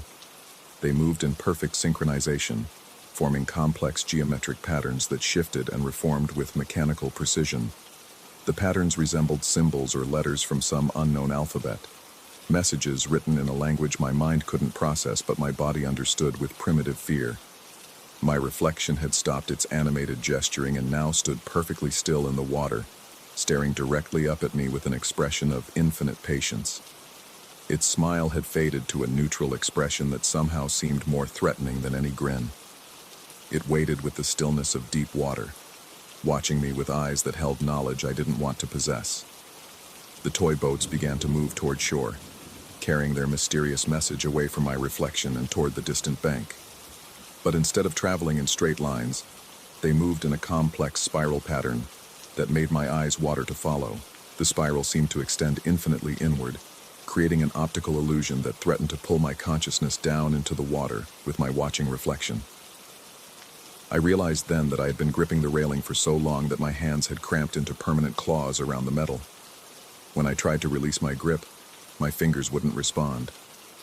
The cold had numbed them beyond feeling, but some deeper force seemed to hold them in place, anchoring me to the spot above the water where my reflection waited with eternal patience. The sun had completely disappeared now, though I couldn't remember watching it set. The darkness felt absolute, pressing against my skin like a physical weight. Only the pale glow emanating from the water below provided any illumination, and that light seemed to come from my reflection itself, rather than any external source. In that unnatural glow, I saw my reflection begin to move again, but this time it wasn't gesturing or trying to communicate. Instead, it began to climb upward through the water, its movements slow and deliberate as it approached the surface. The toy boats scattered from its path, creating a clear channel for its ascent. As my reflection drew closer to the surface, I could see details that should have been impossible. Its hair moved differently than mine, flowing in currents that didn't exist. Its clothes were different too, older, more formal, as if it dressed for some important occasion I couldn't comprehend. Most disturbing of all, its age seemed different. While I stood 34 years old and weathered by life's accumulated stress, my reflection appeared younger, smoother, unmarked by the years that had carved lines around my eyes and mouth. The reflection reached the surface and broke through with a sound like glass shattering in reverse. Water poured away from its emerging form, but the form itself cast no ripples. It stood now on the surface of the lake as if the water were solid ground, facing me directly across the short distance that separated the houseboat from the deep water. We stared at each other in perfect silence. The reflection's chest rose and fell with breathing I couldn't hear. Its eyes blinked in rhythms that didn't match my own. Most terrifying of all, its mouth began to move, forming words I couldn't understand but felt in my bones like vibrations from some vast, hidden machinery. Then it began to walk toward the houseboat, its feet finding purchase on the water's surface with each step. The toy boats followed in its wake, creating a small flotilla that moved with military precision. With each step my reflection took, I felt my own feet grow heavier, as if some invisible force were trying to root me to the deck. The reflection reached the side of the houseboat and placed its hands on the hull just below where I stood. The wood groaned under its touch, and I felt the vibration travel up through the boat's structure and into my bones. My reflection looked up at me with an expression of gentle disappointment, as if I had failed to understand some simple lesson it had been trying to teach. Then it began to climb.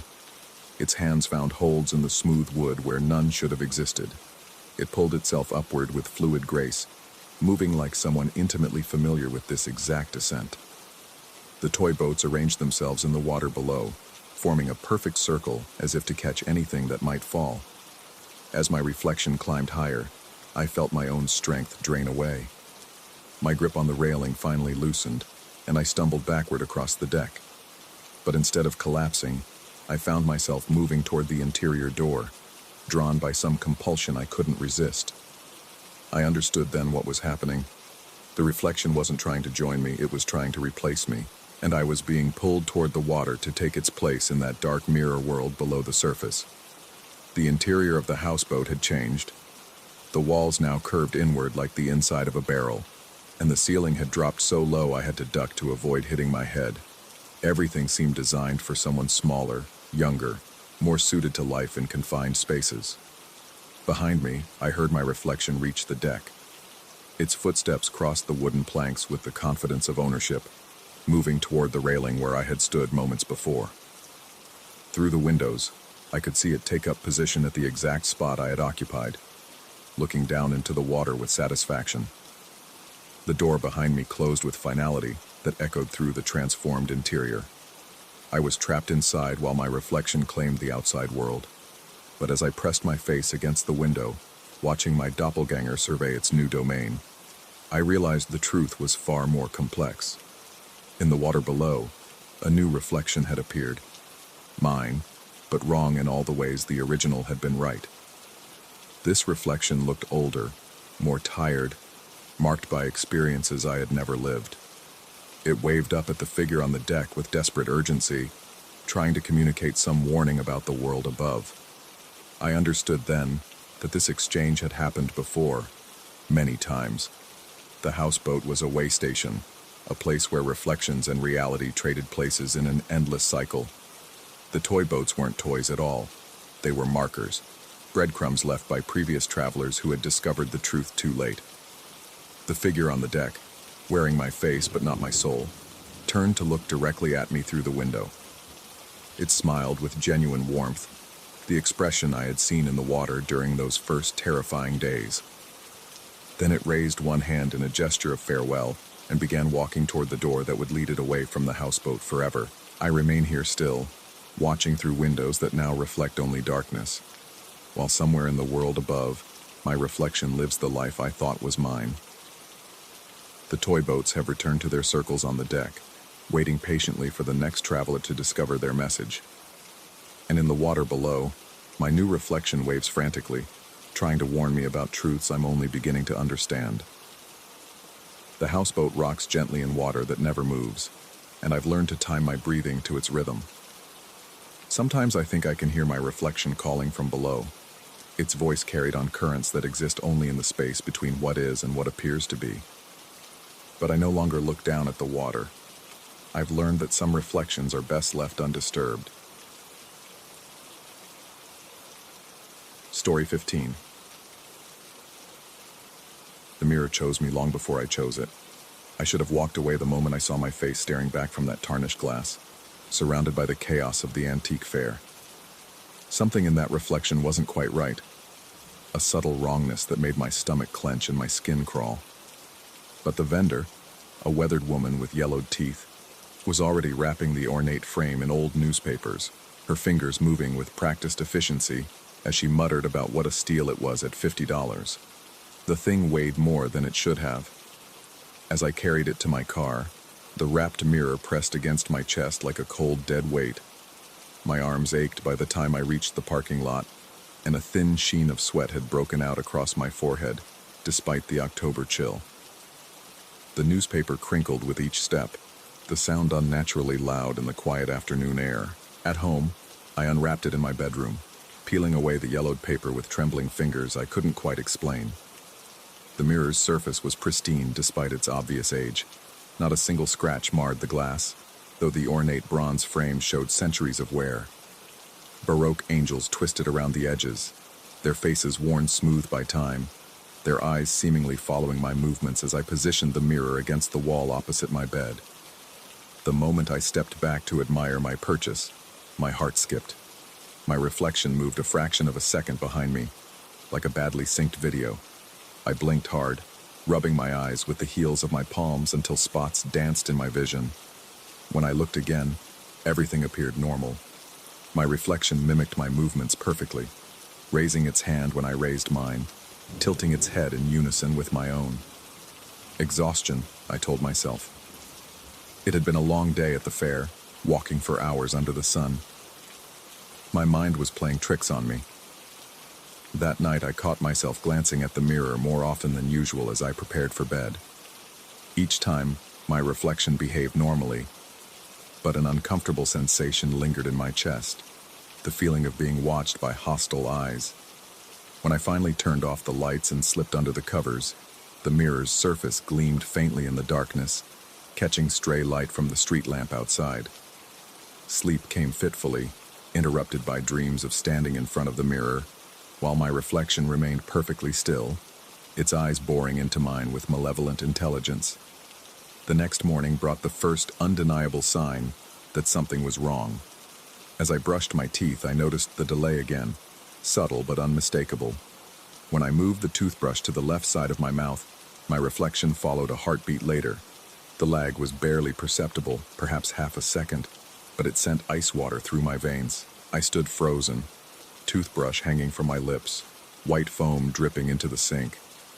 My reflection had stopped moving entirely, its mouth slightly open, eyes fixed on mine with an expression I hadn't made. The face in the mirror looked hungry. My hand shook as I reached up to wipe the foam from my chin.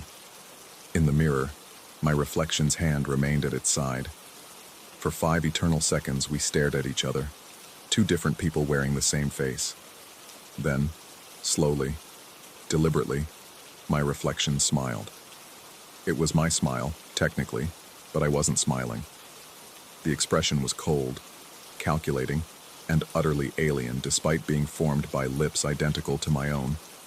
I stumbled backward, my hip colliding painfully with the doorframe. When I looked back at the mirror, my reflection was perfectly normal again, mimicking my shocked expression with flawless synchronization. The incident left me shaken for the rest of the day. At work, I found myself unable to concentrate, jumping at unexpected sounds and avoiding my reflection in windows and computer screens. My colleagues asked if I was feeling all right, noting the dark circles under my eyes and the way my hands trembled when I reached for my coffee cup. I brushed off their concerns with vague mentions of poor sleep, but the truth was far more disturbing. That evening, I considered covering the mirror or moving it to another room, but something held me back. A morbid curiosity, perhaps, or maybe the mirror itself exerted some inexplicable influence over my decisions. Instead, I found myself sitting on the edge of my bed, staring into its depths as daylight faded outside my window. The delay was more pronounced now. When I raised my hand, my reflection took nearly a full second to follow. When I stood, it remained seated for several heartbeats before slowly rising. The lag created a nauseating disconnection between reality and reflection, like watching myself in a funhouse mirror designed by a malevolent god. As the room grew darker, the delay stretched longer. My reflection began moving independently for brief moments, scratching its nose when I hadn't moved, tilting its head to study me while I sat perfectly still. The familiar features of my face took on alien qualities in the mirror's surface. The eyes seemed darker, more deeply set. The mouth appeared wider, the lips thinner and more cruel. By midnight, the reflection had stopped following my movements altogether. While I sat on the bed, frozen with terror, the figure in the mirror stood and began exploring the boundaries of its prison. It pressed its palms against the glass from the inside, and I swear I could hear the faint sound of skin against cold surface. Its mouth moved silently, forming words I couldn't hear but somehow understood. Let me out. My heart hammered against my ribs so violently I thought it might burst. Cold sweat soaked through my shirt and my breathing came in short, ragged gasps. The rational part of my mind screamed that this was impossible, that mirrors didn't work this way. that I was suffering some kind of breakdown. But the evidence was right there in front of me, undeniable and terrifying. The reflection began to change in subtle ways. Its hair grew slightly longer, its face a bit thinner. The clothes it wore, my clothes, appeared newer, cleaner, as if it existed in some perfected version of my reality. Most disturbing of all, it looked healthier than me. While I sat pale and trembling, my skin slick with nervous perspiration, the reflection appeared calm, confident, even attractive in a way I'd never considered myself to be. It was becoming a better version of me. Over the following days, the situation deteriorated rapidly. The reflection now lived its own life entirely, moving freely within the confines of the mirror while I went about my daily routine. Sometimes I would catch it sleeping when I was awake, or eating when I wasn't hungry. It had developed its own schedule, its own preferences, its own personality. Worse, it had begun trying to communicate. I would find messages written backward on the mirror's surface, appearing in the condensation after hot showers or traced in dust that accumulated impossibly quickly. Soon, they would say, or almost ready, or most chillingly, you won't need that body much longer. I stopped sleeping in my bedroom, choosing instead to collapse exhaustedly on the living room couch each night. But even there, I could feel the mirror's presence like a malignant tumor in my home. My appetite vanished, and my weight dropped dramatically. Dark circles ringed my eyes, and my hands developed a persistent tremor that made simple tasks difficult. The reflection, meanwhile, grew stronger and more solid-looking with each passing day. Its movements had gained a fluid grace that my own body lacked. When it smiled, which it did often now, always when I was watching, the expression radiated confidence and barely contained malice. My breaking point came on a Thursday evening 2 weeks after purchasing the mirror.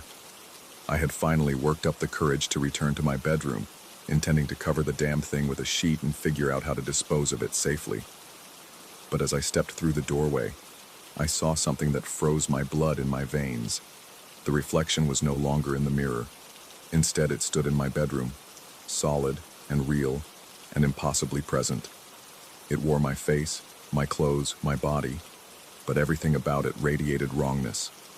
The smile it gave me was triumphant and predatory, the expression of something that had finally achieved a long-sought goal. We stared at each other across the small space of my bedroom, two identical men with vastly different intentions. My double looked exactly as I should have looked, well-rested, confident, attractive. I, meanwhile, appeared exactly as I felt, hollow-eyed, trembling, broken. The thing that wore my face took a step toward me, and I noticed that it cast no reflection in the mirror behind it. The mirror's surface showed only my bedroom, empty except for furniture, and the pale, terrified man standing in the doorway. Me. "You're tired," it said. And its voice was my voice, but somehow wrong, like hearing a recording of yourself played at the wrong speed. "You should rest." I tried to run, but my legs felt leaden, unresponsive. The double moved closer, each step measured and deliberate. As it approached, I felt a strange pulling sensation in my chest, as if something vital was being drawn out of me. "Don't fight it," the thing whispered, now close enough that I could smell my own cologne on its skin. "You'll be so much happier on that side. No responsibilities, no stress, no fear, just existing." Its hand reached toward my face, and I understood with crystal clarity what was happening. It wanted to switch places completely, to take my life while I became trapped in the mirror's cold reflection. I would become the prisoner, watching helplessly as this superior version of myself lived the life I had built. The touch of its fingers against my cheek sent electricity shooting through my nervous system. I felt myself beginning to fade, becoming translucent around the edges. The room started to blur and shift, as if I were seeing it through water or thick glass. But then, in a moment of desperate clarity, I realized something crucial. If it was here, outside the mirror, then the mirror was empty. The prison was vacant, waiting for a new occupant. With the last of my strength, I lunged forward, not away from my double, but toward it. My hands found its shoulders, solid, warm, disturbingly real. and I drove both of us backward toward the mirror's ornate frame. The collision with the glass felt like plunging into an Arctic lake. Cold beyond description enveloped us both as we tumbled through the mirror's surface, reality bending and twisting around us like molten metal. For a moment that lasted eternity, we struggled in that liminal space between worlds, two versions of the same person fighting for the right to exist. Then suddenly I was standing alone in my bedroom, gasping and shaking. The mirror showed only my reflection, haggard, traumatized, but undeniably real. My double was gone, vanished as if it had never existed. But when I looked closely at my reflection, I noticed something that made my newly steady heartbeat falter. My reflection was smiling, just slightly, with an expression I hadn't made. And in its eyes, my eyes, I saw a flicker of that same cold intelligence I'd grown to fear. The mirror still sits in my bedroom. I've tried to move it, to sell it, to destroy it, but somehow I always find myself making excuses to keep it. After all, the reflection behaves perfectly now, following my every movement with flawless precision. Though sometimes, late at night when I'm not paying attention, I catch it moving just a fraction of a second too late. And when that happens, I can't help wondering, which side of the mirror am I really on? The reflection in the glass smiles back at me as I write these words, and I notice that I'm not smiling at all.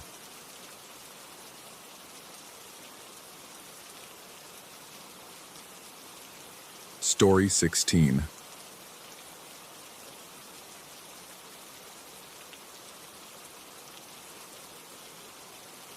The asphalt stretched endlessly ahead, a black ribbon cutting through the dying cornfields under a sky the color of old bruises.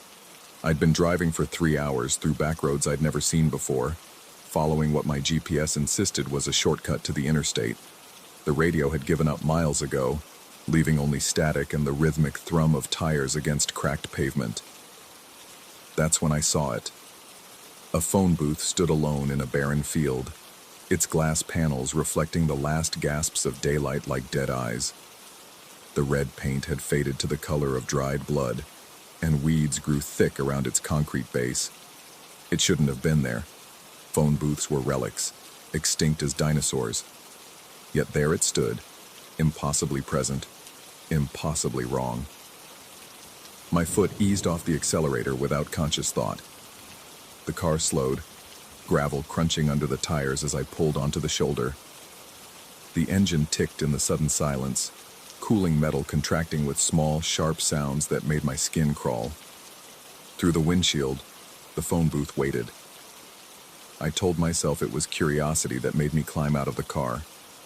Just a harmless detour, a chance to see something unusual. But my hands trembled as I locked the doors, and sweat had already begun to bead along my hairline despite the October chill. The field stretched away on all sides, empty except for dead corn stalks that rustled without wind. My footsteps sounded too loud on the hard-packed earth, each step echoing strangely in the vast emptiness. The phone booth grew larger as I approached, its details becoming clearer and more unsettling. Scratches covered the glass like claw marks.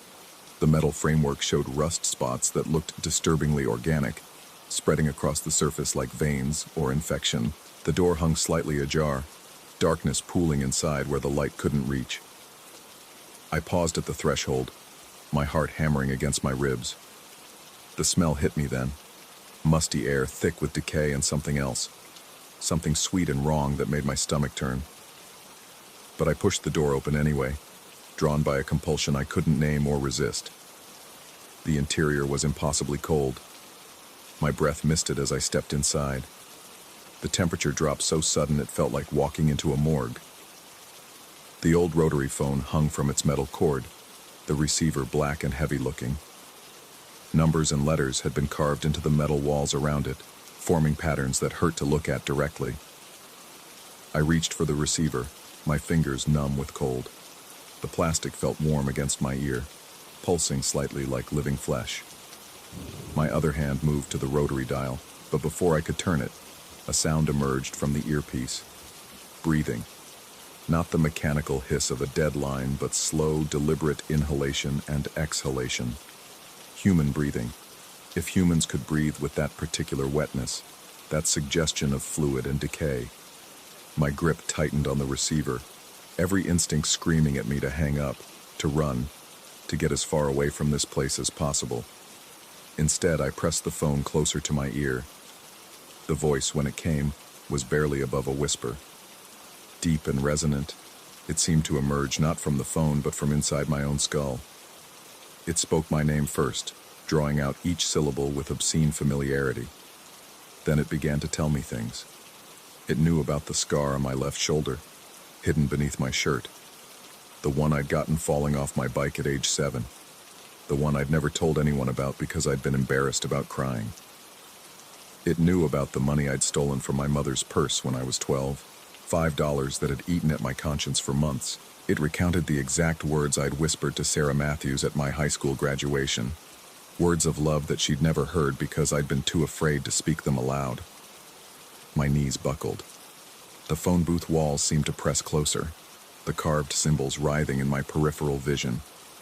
Cold sweat ran down my spine as the voice continued its catalog of my secrets, moving through my life with surgical precision. It knew about the job interview I'd deliberately sabotaged because I was terrified of success.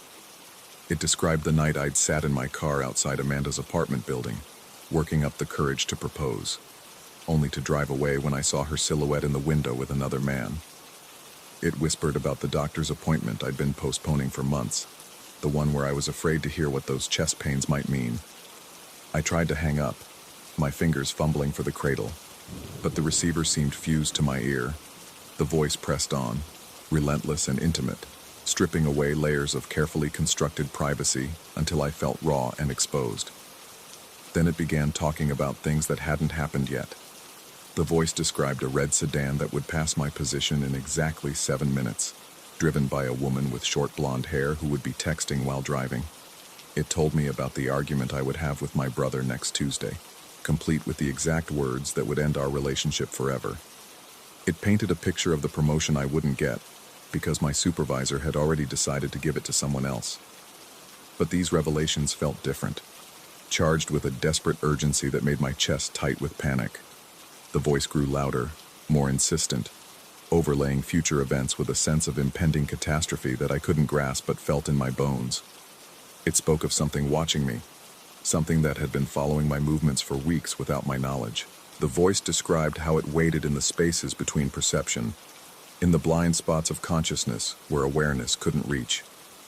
It fed on attention, the voice explained, growing stronger each time someone noticed its presence. My hands shook violently now, the receiver slipping in my sweaty grip. The phone booth's interior had grown so cold that my breath came in sharp white puffs, and frost was beginning to form on the glass walls.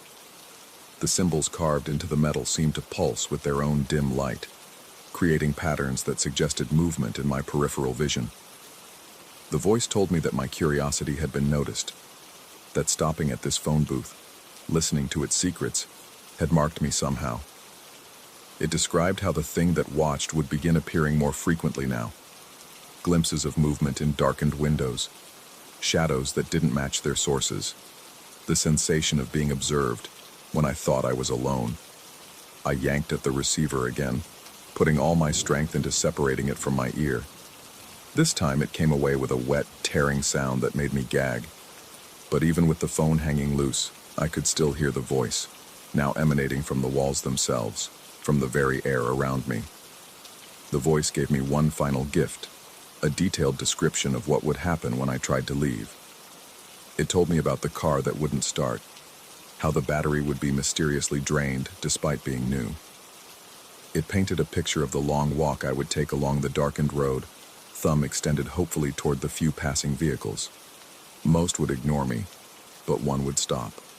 The driver would be helpful, almost eager to assist. They would offer to take me to the nearest gas station, to call a tow truck, to solve all my problems with suspicious generosity. But their eyes would be wrong, the voice warned. Too bright, too knowing, reflecting light that wasn't there. I stumbled out of the phone booth, gasping in air that tasted clean and normal after the fetid atmosphere inside.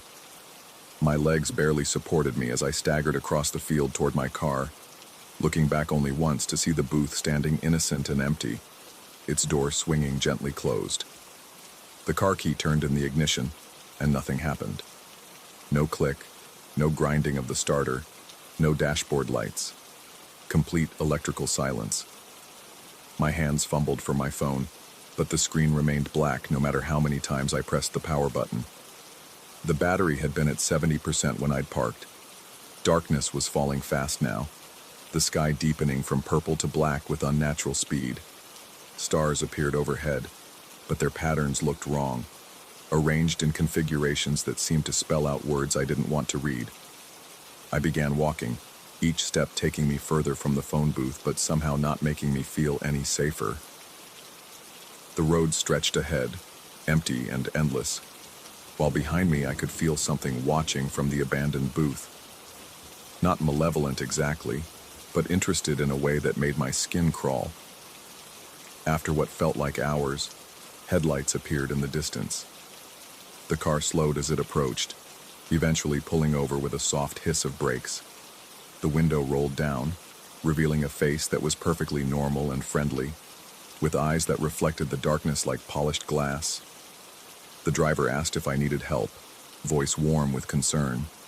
They mentioned having jumper cables, offered to give me a ride to town, suggested calling 8AA from their phone. Everything the voice in the booth had predicted, down to the exact words and inflection. I declined politely, backing away from the car as casually as I could manage. The driver's expression never changed, but those two bright eyes followed my movement with predatory focus. After a moment that stretched far too long, they shrugged and drove away, leaving me alone with the darkness and the growing certainty that this was only the beginning. The phone booth's predictions hadn't been warnings, they'd been promises. And now, standing on that empty road with something vast and patient watching from the shadows, I understood that my real education in fear was just starting. I kept walking, one foot in front of the other, while behind me the darkness pressed closer and the stars rearranged themselves into patterns that spelled out my name.